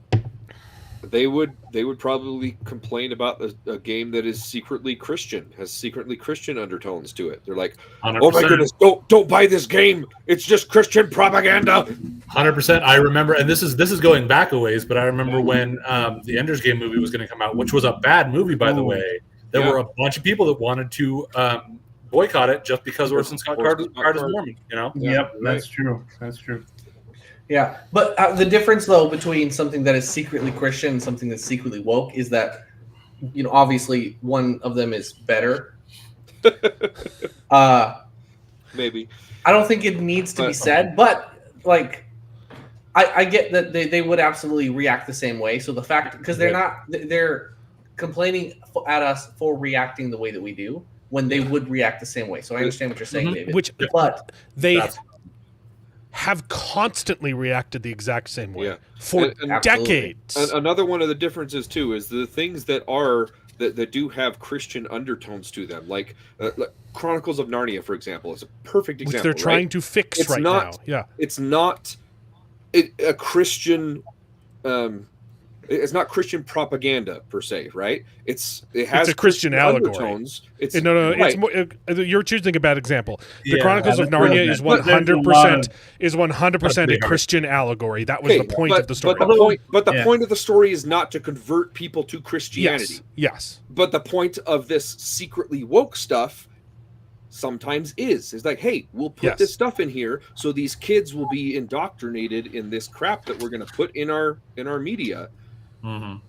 To normalize it, to get them to believe the same too. So it's not a same comparison. Things that are have Christian undertones. It depends on the. It could be argued. Some of them do. Some. I mean, I would say some are trying to put a little bit more that are more approaching it that way. So it's the biggest thing for me is that it's not as one sided as they want to make it seem, because both sides do the same thing and they're mad at us for complaining when they do it. And so here's the thing, like, and God forbid, you come home from your day of work and you want, like, hey, I'm going to relax and play one video game, and I would prefer if I wasn't getting social messaging shoved down my throats for like the couple hours of enjoyment that I get in my life. And right? One thing that I think ends up shame on us for wanting to spend our money on things that we like instead of things we dislike. Well, one thing that I will say is that the reality is that when there is something that might be shoving a Christian message down our face, we appreciate it and we enjoy it because we are Christian and we agree with it. So like those don't bug us. So I can see why that might bug them, even though again it comes down to the same sort of thing. Absolutely. Like, honestly, there are some times too that I feel that Christian media that does force it down your throats is. And I don't like that either. Yeah. A lot of times it's done ham-fisted, but there's some times where it's done in a way that like just gets right over our head because it's normal to us and we're used to it, and that's. I don't think there's necessarily a problem with that, but I get the idea that they're feeling. Well, that happens on the other side. It's like, well, kind of. One of the examples I think is the God's Not Dead movie. It's a fine movie. It's a good movie, but the way that they present it, it's not going to convince anybody, right? They present everybody that's not a Christian as like a terrible person who makes terrible decisions, who's going straight to hell, and I'm like, that's not how you win people's hearts and minds. Well, that's why you've got stuff like some of these other like these Marvel shows. Some of them have been going harder into the like. Oh, what was the one that I was thinking? Oh, honestly, it was Wish. I think where it's like the only good characters are all of these, minorities, if you will, and then like the leaders are all just bad. There's just no good in them at all, and it's like what? It's not so one-sided, Yeah. Well, like the villain of that movie, he was bad because he had power. That not everyone should get the power of a wish. Mm-hmm. And you're like, no, that's super reasonable. Like, honestly, people are stupid. People will wish for dumb things. He was bad because he had power. That was it. Period. End of sentence. That was not that he was doing anything bad with his power. Because he was just in a position of power the whole time. He did not trick anybody. He actually gave them all lots of really good things, and we are the baddies. Take care of them and Stephen King books. Yeah. Anyway, absolutely. Right. So I want to watch. You can understand that, you know, we sometimes when we watch media, we just want to kind of relax and enjoy something without being, you know, woke messaging and without Christian messaging. I can get that. Of course, I do prefer one over the other, but I understand that. That's where I think I come from with it. Annoying, It's like, and they would like to just relax as well, and I think they do deserve that. Oh, And that's a good idea. And I can still have an issue with the fact that I disagree with some of the messaging there, and still say, you know, I don't like that, but you know what? Hey, if it makes you happy, I suppose that I can get behind you feeling happy about that, even though I think it's probably not for the best. But yeah, but I can see that they would have the same thing because they're able to see and highlight lots of issues with Christianity, for example, that they feel like has hurt them, and so they're like, oh, this Christian messaging is going to be bad for us, and it's like, well, that's not a bad. I like this idea, Truth Throne. We should do like we should have a running list of like actually good movies. The problem is it's really short. It's Top Gun Maverick, and it's any Tom Cruise movie, and like a handful of other movies. Depends on how far back you go. Yeah, if it's just No, but if we start now, then you know. Yeah. Well, if we start now, I'd put Severance up there, or really bad ones. Like what's the worst of the worst? Yeah. That could be fun. I think this would be a fun segment. I like that. That's got a pretty good point here, because I think that's a really good way to put it. Is that like it's the target audience? You know, we each have our own target audiences, and I can even get behind saying like let's not continue to polarize ourselves by only like watching the stuff that appeals to us or like reconfirms our own beliefs. But like, I feel like I do a really good job of balancing both. I just like I think prefer to watch things that I enjoy, but I'm also doing this to like, hey, like, and we may sometimes disagree a little bit with when they do a good job of telling the story or not. Sometimes it gets hard to look at the story beyond some of the messaging that might be there. But like sometimes, hey, you did a good job telling a story. It just has a lot of messages in there that I didn't like. But okay, I guess you did a good, you made a good movie or a good show or whatever. It just had a lot of messaging I didn't like. So I'm not going to like it, even if you did a good job of it. But they also often don't do a good job of it because they're a little too busy trying to push their message. Just like a lot of Christian films aren't necessarily always the best Christian film, the best films, best told stories, because they're pushing a message, and it happens. Yeah. And I just happen to like this. I think it's good that we clarify that people Clarkson's have the right. Yeah, Clarkson's Farm is fantastic. I love it. I haven't gotten back to it. I'm still in season 3. So. But again, it comes down to getting mad and love it. That's the problem. Yeah. I think anybody should have the right to create crap if they want to. But they need to have realistic expectations. First of all, that if you're creating crap, nobody's going to love it. Nobody's going to want to watch it, or a very small group is going to watch it, and it's not going to get a lot of money. The other issue is issue is that they are ruining good stuff. They're taking good stuff and ruining it. That is what I think our biggest issue is they're taking the other problem is franchises like Star Wars and crapping on top of it. You have the right to make crap if you're not being subsidized by the government. If you're not getting bailouts. Yeah, that's a good point too. Then you don't have the right. Absolutely. That's a good point. Most of these studios are. That's a really good point. Our tax money is paying for this garbage sometimes.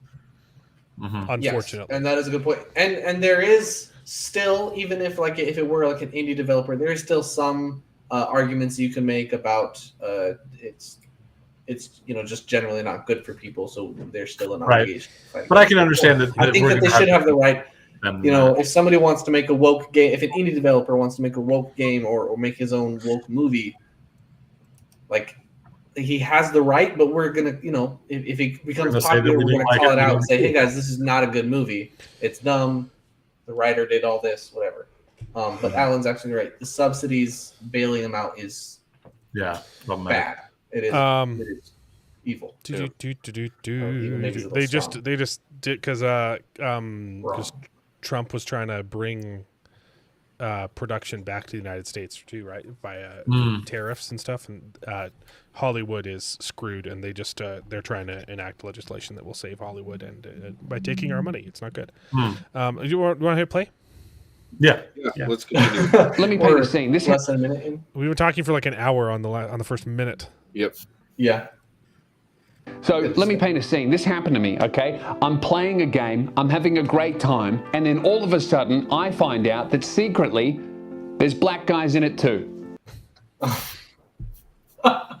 Just so disingenuous. Very This straw is man. this isn't even a straw man. This is Yes. this is a Fine. this Just is a sure. Hey boy. Whatever. I hate black it's a people. piñata. Great. I It's just empty. you're gonna say that I do no matter what. Just go ahead. Say it. Oh my goodness. Come on. It's ridiculous. We've proven time and time again this is not the case. Yep. We don't hate black people. We don't hate women. We don't hate minorities. We just want good story. We want good games. We want good gameplay. We want compelling characters. That's what matters. Okay. All right, Mark Luck. You can swear if you do. Did we have a goal? I forgot. Oh no! I found out there's a black person in the game. That's not the point at all. I think that might be a reference to the Assassin's Creed game, but that wasn't the complaint. The complaint was That the story and the animations and the voices was awful. yeah, and that they were misrepresenting the actual historical figure and all kinds of stuff, and that there was this Chinese game, but the main character was not Chinese. That was right. like, and if you not actually that there study was a black history, person. if you actually study history, that there was a black samurai, but he was a joke. They made him a samurai as a joke to make fun of him. He wasn't actually like used in battle. He was he was a whipping boy. Whatever. Woke. Just like my wife. What is... Just like, okay. That's funny. I'll give you that one. That was a good joke. It was woke just like my wife. Yes, I also hate women. I just want that on the record. I hate women and I hate black people. Sure. Be as disingenuous as you want. They've spent $50,000 trying to save Wheel of Time. Yeah. Yep. Clip it. Yeah, clip it. Sure, clip it. Ridiculous. Anyways, continue. I have black friends, okay? woke? Well, anything that's soy, really. What's soy? Well, anything that's woke, obviously. We can clearly define woke. It's Yep. them that can't define what woke means. Every time we do, they dance around the bush. Like, that's not like, what it means. Yeah. Every time you give a definition, they'll say, "No, that's not actually what it means." You're missing. They're the ones that have problems defining things Wokeness like woke and women and wokeness is the opposite of Martin Luther King's dream. yes. Okay?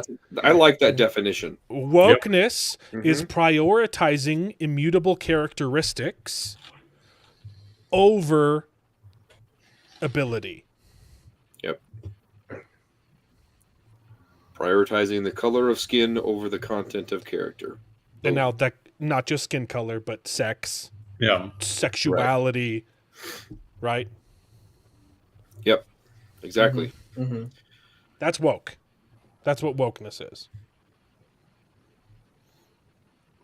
If you want to, That's a good the definition. actual But they definition. won't ever listen to that. They won't ever consider it. They'll just If you want historically wokeness, well, I mean the term woke was created by the left as a good thing to create a movement of They're being awakened to aware, dream, being awake and aware of injustices. Okay, but we took your word and we made it our own, just like the N word. It's because it's our word now. You can't use it. Okay, Nuance? but the ideologies behind What's up, my wokeism, wokers? what wokeism actually is Marxism. That's what it is. And, what and it honestly, started the as versus definition- what it was, how it was implemented is a big part of the problem, because like the theory, the concept that they started with might be worthwhile to have some discussion about, but then the way that they decide to implement it and put it into place is where it becomes problematic.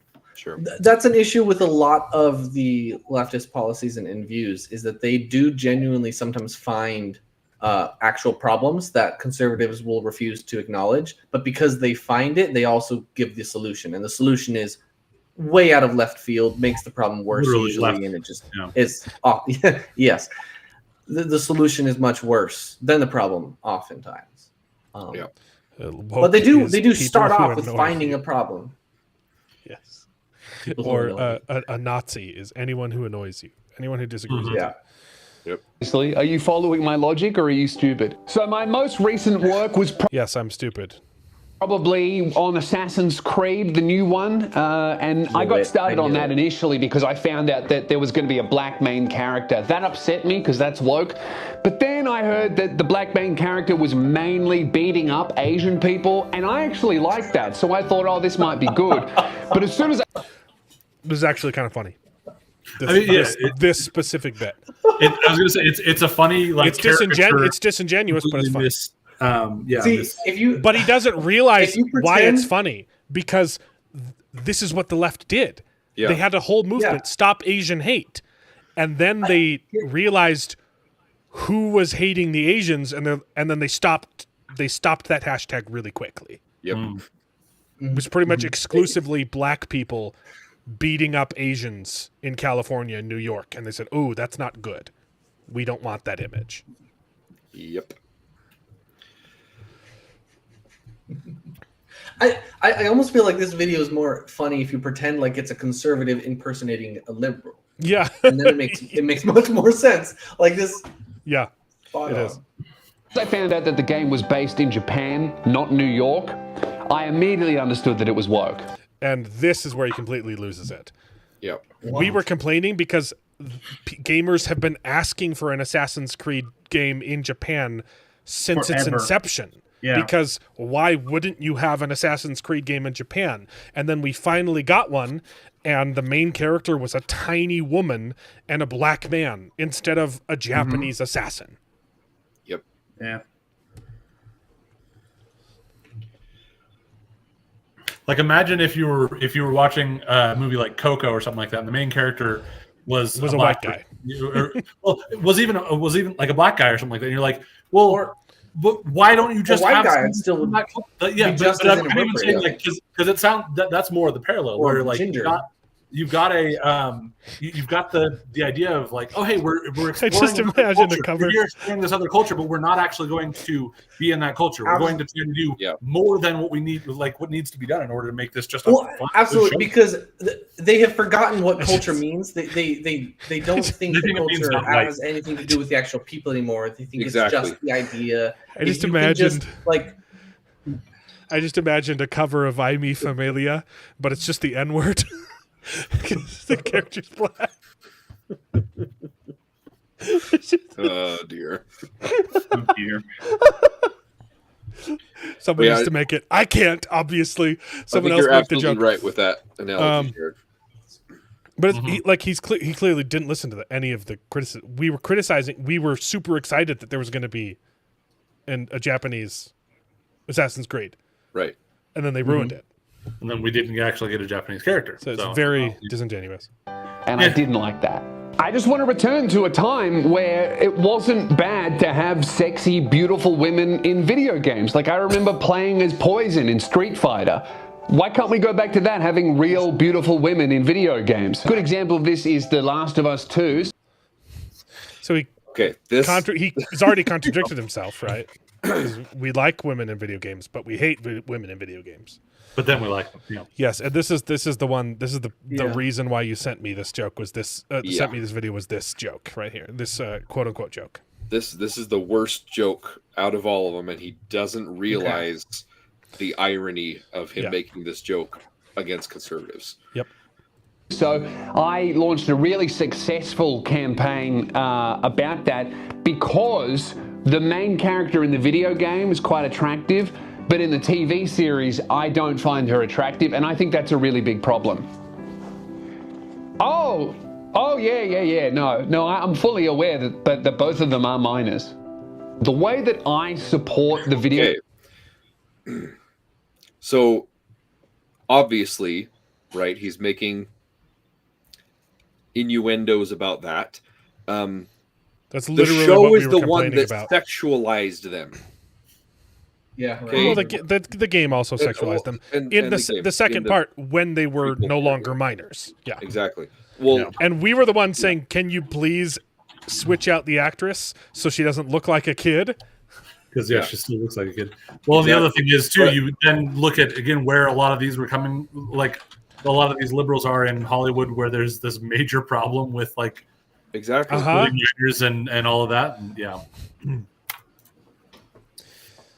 Yep. Yeah, exactly. It's the conservatives that are so disingenuous. causing Talking problems about with minors. Mm-hmm. the whole show. Yeah. Don't even look up the rates of sexual predators amongst the LGBTP community. Yeah. No, okay. They literally were making a law against predators. They were trying to get rid of the or make the You're talking about the Don't Say Gay punishment for bill? predators. Yeah, the Don't Say Gay bill. Yes, No. the Don't No, Say no, Gay something bill else. in Florida They were was an anti-grooming bill, and they changed. They renamed it. The left recoined that they rebranded it as the Don't Say Gay bill because that sounds bad. You're not allowed to say the word gay in Florida when it was literally saying, "Hey, don't groom our kids and don't talk to kids about sex." it was something Disney, else, that as well. Disney there was behind that rebrand. Yeah. There was That's- that too. that's but there when was I changed- also, It was that day that I stopped saying LGBT and I started saying LGBTP because they adopted the P into the acronym themselves. their own. Yep. Well, There was even that as before well, that, but there was too, also somebody else who was trying to increase the punishment for predators, and they said no because was California, this will affect the LGBTs as Yes, that's in more California. than They were normal trying to people. punish yes. child predators, and they said, "Wow, this is gonna target the LGBTP community." You're like, oh, if so, that's a bad thing. Yeah. Well, even before all this, there was that documentary about trying to rebrand the P word and say, "Oh, they're minor attracted people." Yes. It's just another. Yeah. Nope. It was just disgusting. Mm-mm. Yeah. It's not okay. Anyways, this joke really Doesn't land. really in bad taste because They're the ones that did it. They're the ones that sexualized it. David is Literally in the show. Yeah. In the flashback episodes, she's even younger than she is in the first part of the video game. These are the same people Sexualizing. that were sexualizing the two children in Luca. Oh yeah, Mhm. exactly. That pissed me off. Because we can't have a friend that's a boy. Yep. Friendship can't exist to these people. Which honestly is even more ironic because a lot of the times they'll make a commentary about how like, oh, men are just so afraid of like male to male like intimacy, even just like in a platonic intimacy kind of way. And it's like, well, then when you try to take any male to male intimacy that is not sexual and turn it into something that is going to be sexual, you wonder why we suddenly are saying, well, let's maybe be a little bit more cautious about how we express that or have that in our lives or whatever. Yeah, exactly. Absolutely. Anyways, Truth Sworn is preaching in the chats. Yeah, it's fiction. Can we get back to fiction being great? Yep. And interesting. I think Shad, he's writing a new sci-fi comic where he literally in universe everybody's just gorgeous because he can. Nobody's ugly in his universe. I want to make the joke like, if I ever start writing this book, I'll have to describe every character as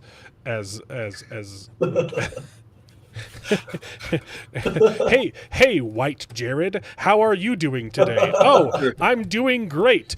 A red-headed white Steven. Like you are looking very white today. Like, thanks. Great. Shoot. It'll never be adapted, correct? They'll still if I don't write my book horribly. to change the characters. They don't care. They know what they're doing. That's also probably true. Mm-hmm. It won't change a thing. game industry is by running targeted harassment campaigns against the individuals that make them. Okay, I'm done watching this video. Yeah. That's You don't have what to- you do. Yeah. That's what. That's essentially what this whole video is Literally just what started very Gamergate. Okay. Very non-self-aware analysis of exactly what the left is doing, but pinned on the right for some reason, and it makes no sense. Ugh. Well, and honestly, it just comes down to that. Actually, there's just bad actors on both sides, and it's unfortunate when I either agree. side just There are. is only being the bad actors. But But the And point guess what? is, We really make less fun bad of we make actors fun of the bad on one of actors the on the sides. right. We do. we lambast them. yeah, Because And- again, my biggest problem comes down to the fact that it's always just a polarization sort of thing, where it's like, Yeah. all of them do this, none of them do this, and I agree. well, it's only a couple of us that do well- like, that sort of stuff, and it's like, no, What this does is it shuts down the actual conversation. Yeah. But he's ignoring the actual arguments that we're making, saying, "Hey, can we just have an Assassin's Creed game with a Japanese person?" which is also a POC, so yeah. yeah. Well, I thought that I would only be on here for an hour since I hadn't. Yeah, actually we're watched 2 it. hours in and we finally finished the news. I was gonna say, and we've already talked about 2 of the 4 things that I didn't watch, so I think I'm gonna take off. Stop I got treating them. laundry to do, and I'm gonna, sit myself down and have fun with Ironheart and see how. That's the thing. how bad it is. It's not right. not the radical leftists. See you, Bearded. I want to be able to talk to the ones who are on the fence. Yeah. And not even necessarily just And- the ones that are on the fence. and I that- want to be able to talk to the ones Yeah. that are actually willing to have a conversation. And that's I've one tried. thing I did benefit from being in California. I got a chance to talk to a lot of people, and most of them are pretty understanding. But then, of course, because it's so polarized, you only hear the information from the radicals. So Right. yeah. But that Yeah. kind of, That's true. disingenuous arguing is what shuts down conversations. Yeah, right? we need to have conversations. Like We need I to do know, more to have like if conversations. you actually, Less radicalized. like it's TDS, right? Trump derangement syndrome. It's become so polarizing that people just hear Trump and think, oh, it's probably a bad thing. But then if you actually sit down and say, hey, this is the thing that Trump just did this week, and you actually go into the details, they'd be like, oh wait, that's actually awesome. But they immediately dismiss it because it's connected to Trump. and they're going to connect it to some other random And that's the same. nefarious idea. That's the same problem, Yeah. and it's Yeah. because of the radical leftists who polarize everything that shuts down dialogue. I do Yes. think that it comes from both sides. I think both sides Exactly. do the There is no it's impossible to hold a dialogue with the radical leftists. They are not interested in having a conversation. I've tried many times, and I will keep trying, but because you never know when you're going to find someone who's willing to listen. Right. But if they're radical left, they won't be willing. Well, But and his next sometimes I have to start the conversations so I can figure out if they're going to listen or not. But his next comment's really good too. I think where they arrive on their opinions based on logic rather than emotion. Exactly. Like they're arriving on it just on emotion, which I get. Yeah. Like you can have your emotions, like we get emotional, but it's still important to then take a step back and have a conversation. But if you're too wrapped up in your, it gets really difficult and hard to have that conversation. take the border, okay? They've made the entire argument emotional. Like, oh, these are just humans. They're just people. No human can be illegal. And you're like, okay, you're completely ignoring the problem. The problem with having an open border is the child sex trafficking. Multiple Okay. problems. That's That's one of them. That's Yeah. one of the. That's the one. That's. It's a I big think one. that's the most important thing. Yeah. I think that's the most important that. thing to stop. Yep. If you're yes. saying, "Oh, we can't Child shut down the sex border; they're trafficking. just humans," you're like, "No, they are taking advantage of these people." Yeah. Can we solve that? It is please? not good for them. It is not good for them. Oh, Adam Many women Conover, get yes. raped on the way. Adam Conover on Tim Pool is the ultimate example of the left just not willing to listen. He was completely ignoring any points that were being made. He was still pushing the good people on both sides hoax, and Tim Pool brought it up. He's like, no, the whole clip. You didn't watch 2 seconds before and after that clip where he says, "I'm not talking about white supremacists and neo-Nazis. I condemn them completely. But there were good people who got mixed up in both sides."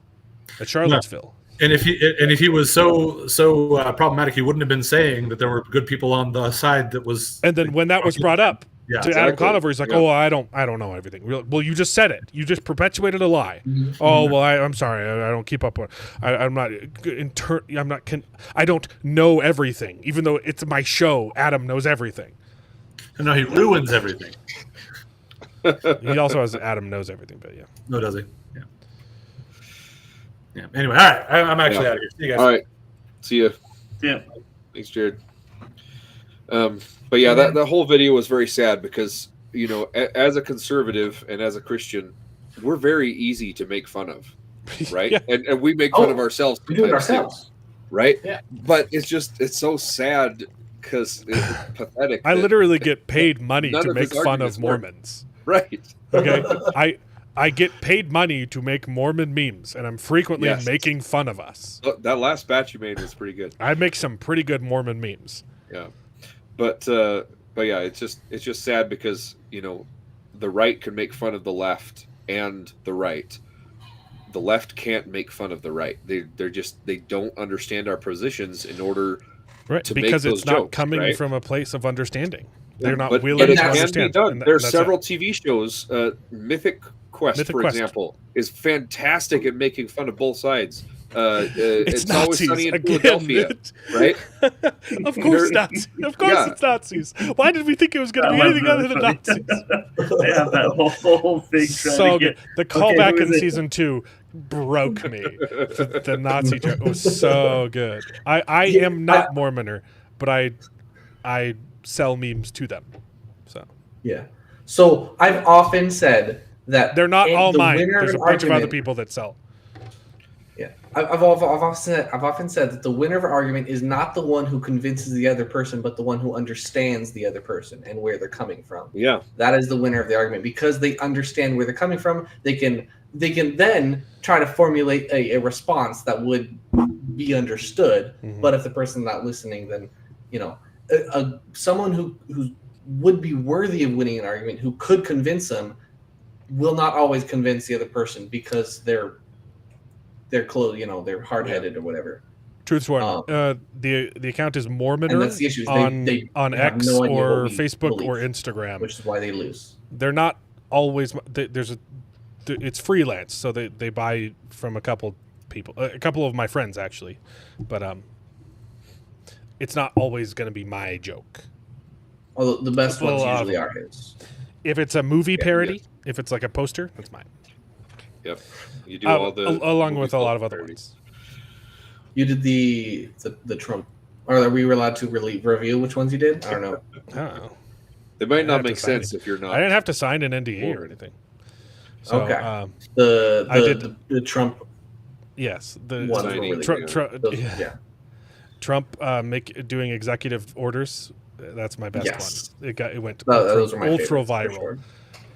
sure. And People if you thought it want to was be real. really It entertained, was good. look it up read the Facebook comments because there's a lot of old people who are confused and thought it was a real thing, and they're like, "Why are you? This has to be misinformation. Trump doesn't have the power to do that." And I was like, yeah, "It's a joke. It's a meme, guys. Like, it's pretty great." Yeah. Yeah, that was good. Yeah, well, yeah, Anyways. right, it's an inside joke. A lot of the memes. I'm not saying you're not going to understand them if you don't have a context of our Yeah. religion. So Honestly, a No lot of E, their truth posts swearing. aren't really funny No E at the end. either. Some of their posts that they buy are not that great. hey, I think some of them are good.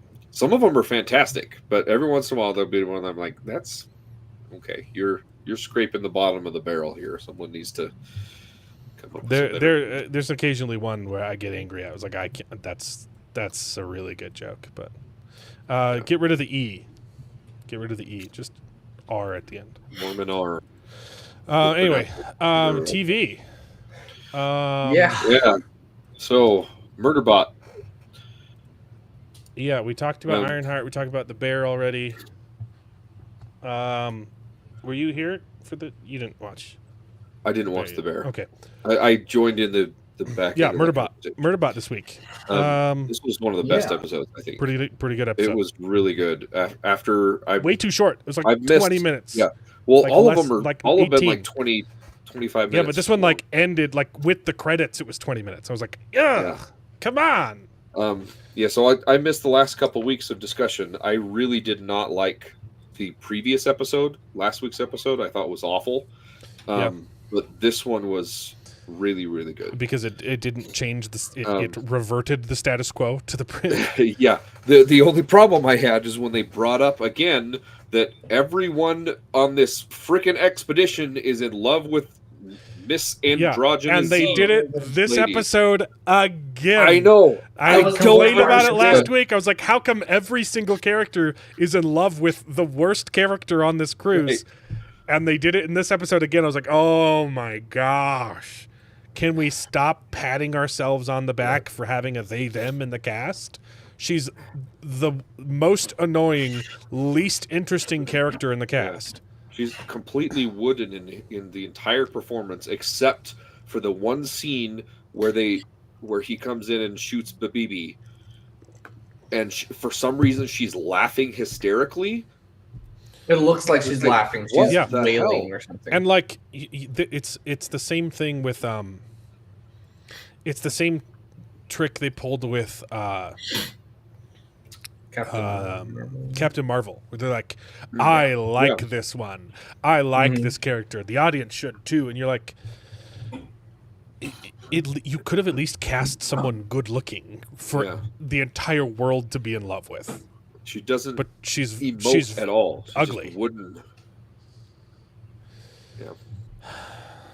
Yep, they're trying to Anyway, force. Other if than you that, say it, if you this say it episode enough was really good. times, like people will suddenly like- believe that it's true. You know, like brainwashing us. it's not going to work. I'm never going to find this person attractive. Stop trying to tell me that she's attractive. Yeah. So, But yeah, other than that, this episode was really good. I got a haircut. It It's looks pretty nice. good. I look pretty attractive right now. My wife gave me a. I'm not gay I keep enough. saying it enough times, and it'll be Agreed. true. Although I was trying to wait to shave my mustache because now you can see my herpes. Ooh. It's not. No. It's from the camping trip. I was so dehydrated it dried out my lips and gave me a cold sore. I was hoping it would go away by the time I cut my hair, but it's very prominent. I I could have touched it up with some makeup for the show. didn't even notice until you stuck your lip out. And Yeah, no, I didn't But, notice. yeah, I could have. the You know, whole I time. realized the angle. I could have hit it this whole time, huh? yeah. What herpes?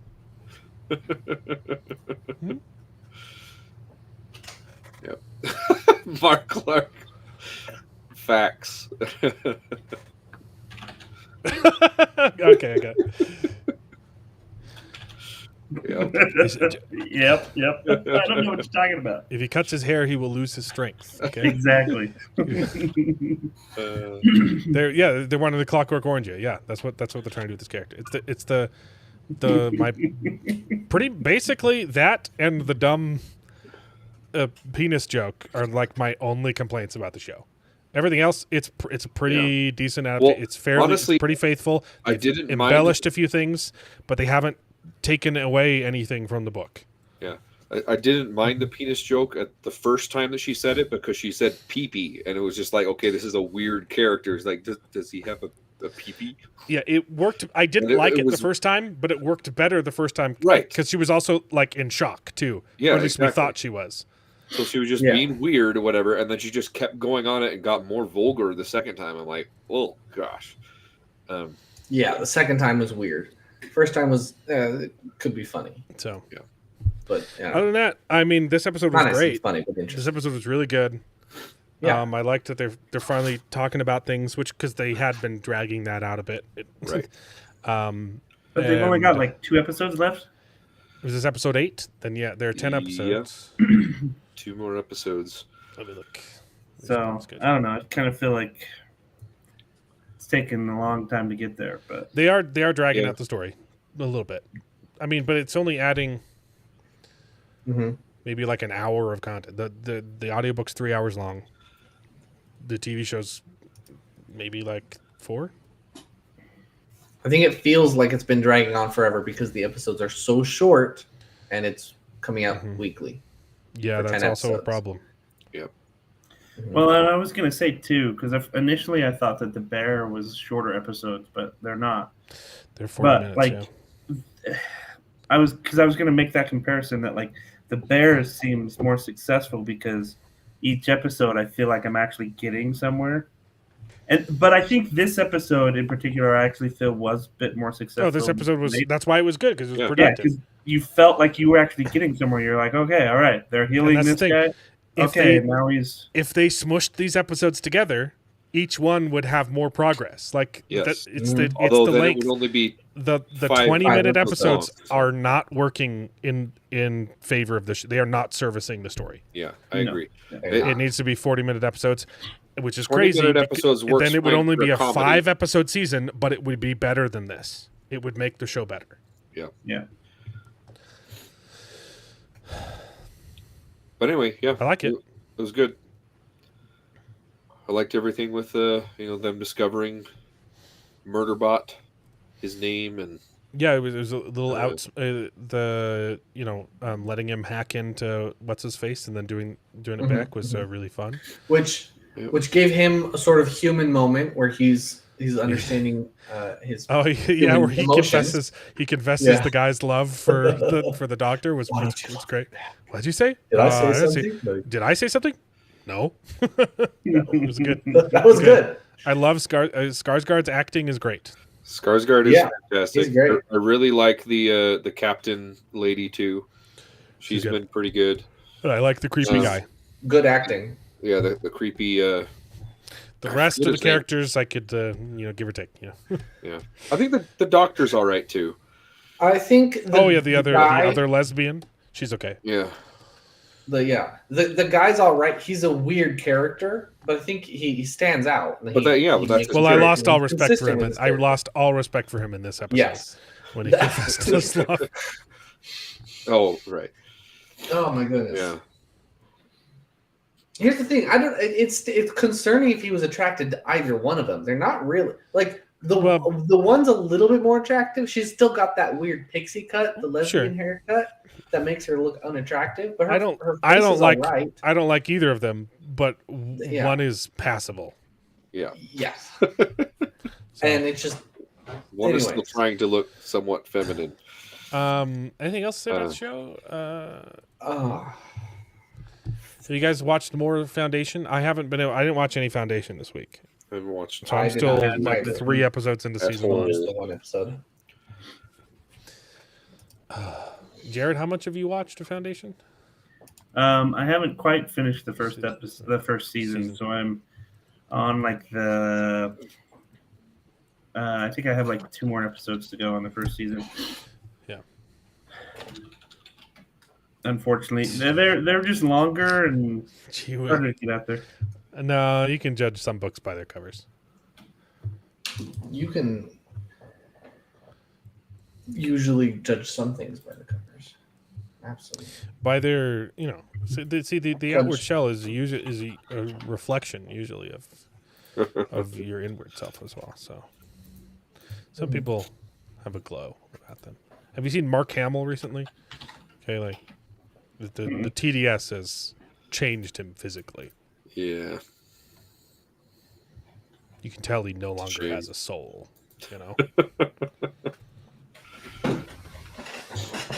Anyway, I think that's it, right? We talked about everything else. Yep. Is anybody seeing Jurassic World? I don't care. No. My wife and I will see it probably soon. Yeah. I'll I'm probably gonna see it try. too. I'm gonna try and watch 28 Years Later on Tuesday. Nice. I think I'm gonna watch. I liked the first 2. They were those. good. I'm gonna watch those 2 movies, and if I get the chance, I'll watch 28 Years, and we can talk about it. They're very. They're not like typical zombie movies. They're very artsy. They're artsy zombie movies. Too much shaky cam in the first one, but it was I remember very that, cheap. yep. It was to hide the fact that they had no money. significantly less shaky cam in the first one. Still too much for my taste, but I liked it a little bit better. Salty didn't like 28 was trash. I've heard a lot of mixed reviews, and I'm the kind of guy who likes. I usually like a movie with mixed reviews. Yeah. Absolutely horrific garbage. Well, I like it. Okay, you're speaking my language. Guess we'll see. By their covers, you shall know them. By their fruits, you shall. Here's the thing: you should be open if there is something to suggest that the cover is not accurate. You should be open to reading the book. But Look, sometimes you can. 28 years later has a really good cover. That trailer sold me. Okay. Mm-hmm. Now the Snow White. That cover was kind of bad. Alien I fully acknowledge Alien Romulus has flaws, but it was so fun. Okay? It was a visual masterpiece. I was slurping up Alien Romulus, especially the last scene where the spaceship is flying into the asteroid belt. Is one of the most gorgeous things. I think that last scene looked better than most shots in friggin' Interstellar. It looked so good. That's some high praise. Wow. Interstellar looks phenomenal, but man, just the last shot of the crashing into the asteroid belt for like that 10-minute sequence, 15-minute sequence was so stunning. Definitely a flawed movie. Still haven't seen it. Feminist self-deletion propaganda in 28 years later? Okay. It was about as good as Firefly Season 2. The trailer's a lie. The cake is a lie. Okay. Look, it'll be worth a conversation, right? Yes, that's a good point. That's the reason we watch these shows, so, to let us. Has he made a bad movie?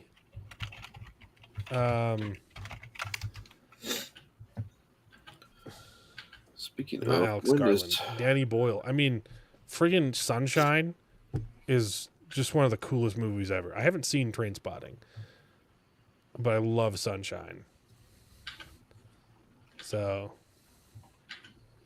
Danny Boyle's made some cool movies. What's Sunshine? I'll DM you and say you were right. Okay. All right. Salty Roast progress. I watched too much of The Bear this week to make more progress in Salty Roasts. Definitely not a bad thing. Not a bad thing. All right. Well, that's it. That's all we got to talk about. Next week, I don't know if I'll try. I wanted to see it. I don't know if I'll have time to see 28 Years Later. It's a busy. Okay. But then in 2 weeks, it's Superman Legacy. So you guys need to don't peace out. Stay on the stream, and I can tell me when you can watch the movies. I want to pay for your tickets to watch the movie because you guys. Gotcha. Every week. I have a gift card. Okay. I have a gift card. I have a Nice. Fandango gift card. It's got $50 on it. I can buy you tickets to see Superman. We'll see you guys next week. Yep. With maybe David having watched Jurassic World and more Murderbot, and I guess probably Jared will have watched the rest of Ironheart. Will I have watched it? Sadly. If my kids get sick again, maybe I'll pop in Ironheart. But don't count on it. I am currently not planning on watching Ironheart. But it looks just bad enough that it might be kind of funny. I still need to finish watching that David TV show, The Kings, because I promised I'd finish that, which is pretty good. I liked it. So, ciao. It's been fun. It's been a blast. See you guys next week. Ciao for now. I forgot to update the outro because with the updated list for channel members. So sorry, William. I know you're a channel member right now. Just you're in the credits in spirit. Gets a special shout out in the show. He gets a special shout out right now. Yeah. Okay. All right. We'll see you guys next week. Okay. Bye. Bye. And now it is time to say goodbye. We had a great conversation. It's been fun. But all good things must come to an end, and the goodest ending I can think of is... Right now, this moment, this night. So I guess we just say goodbye. So, goodbye. Toodaloo. Au revoir. Auf Wiedersehen. Ciao. Ding dao day. But come back next week for more outrageous bloopers. This is the end. Well, there's only one thing left to do. I'm gonna go home and sleep with my wife.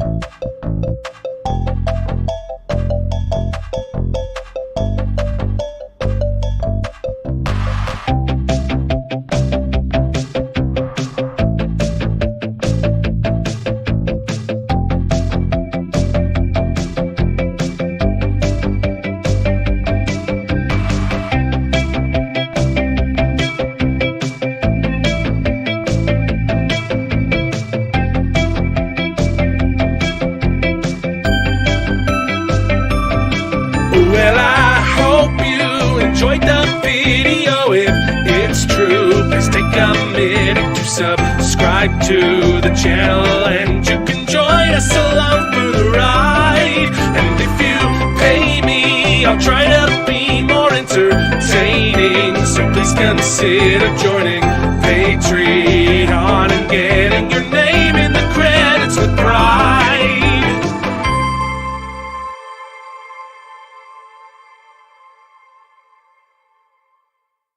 I'd buy that for $1.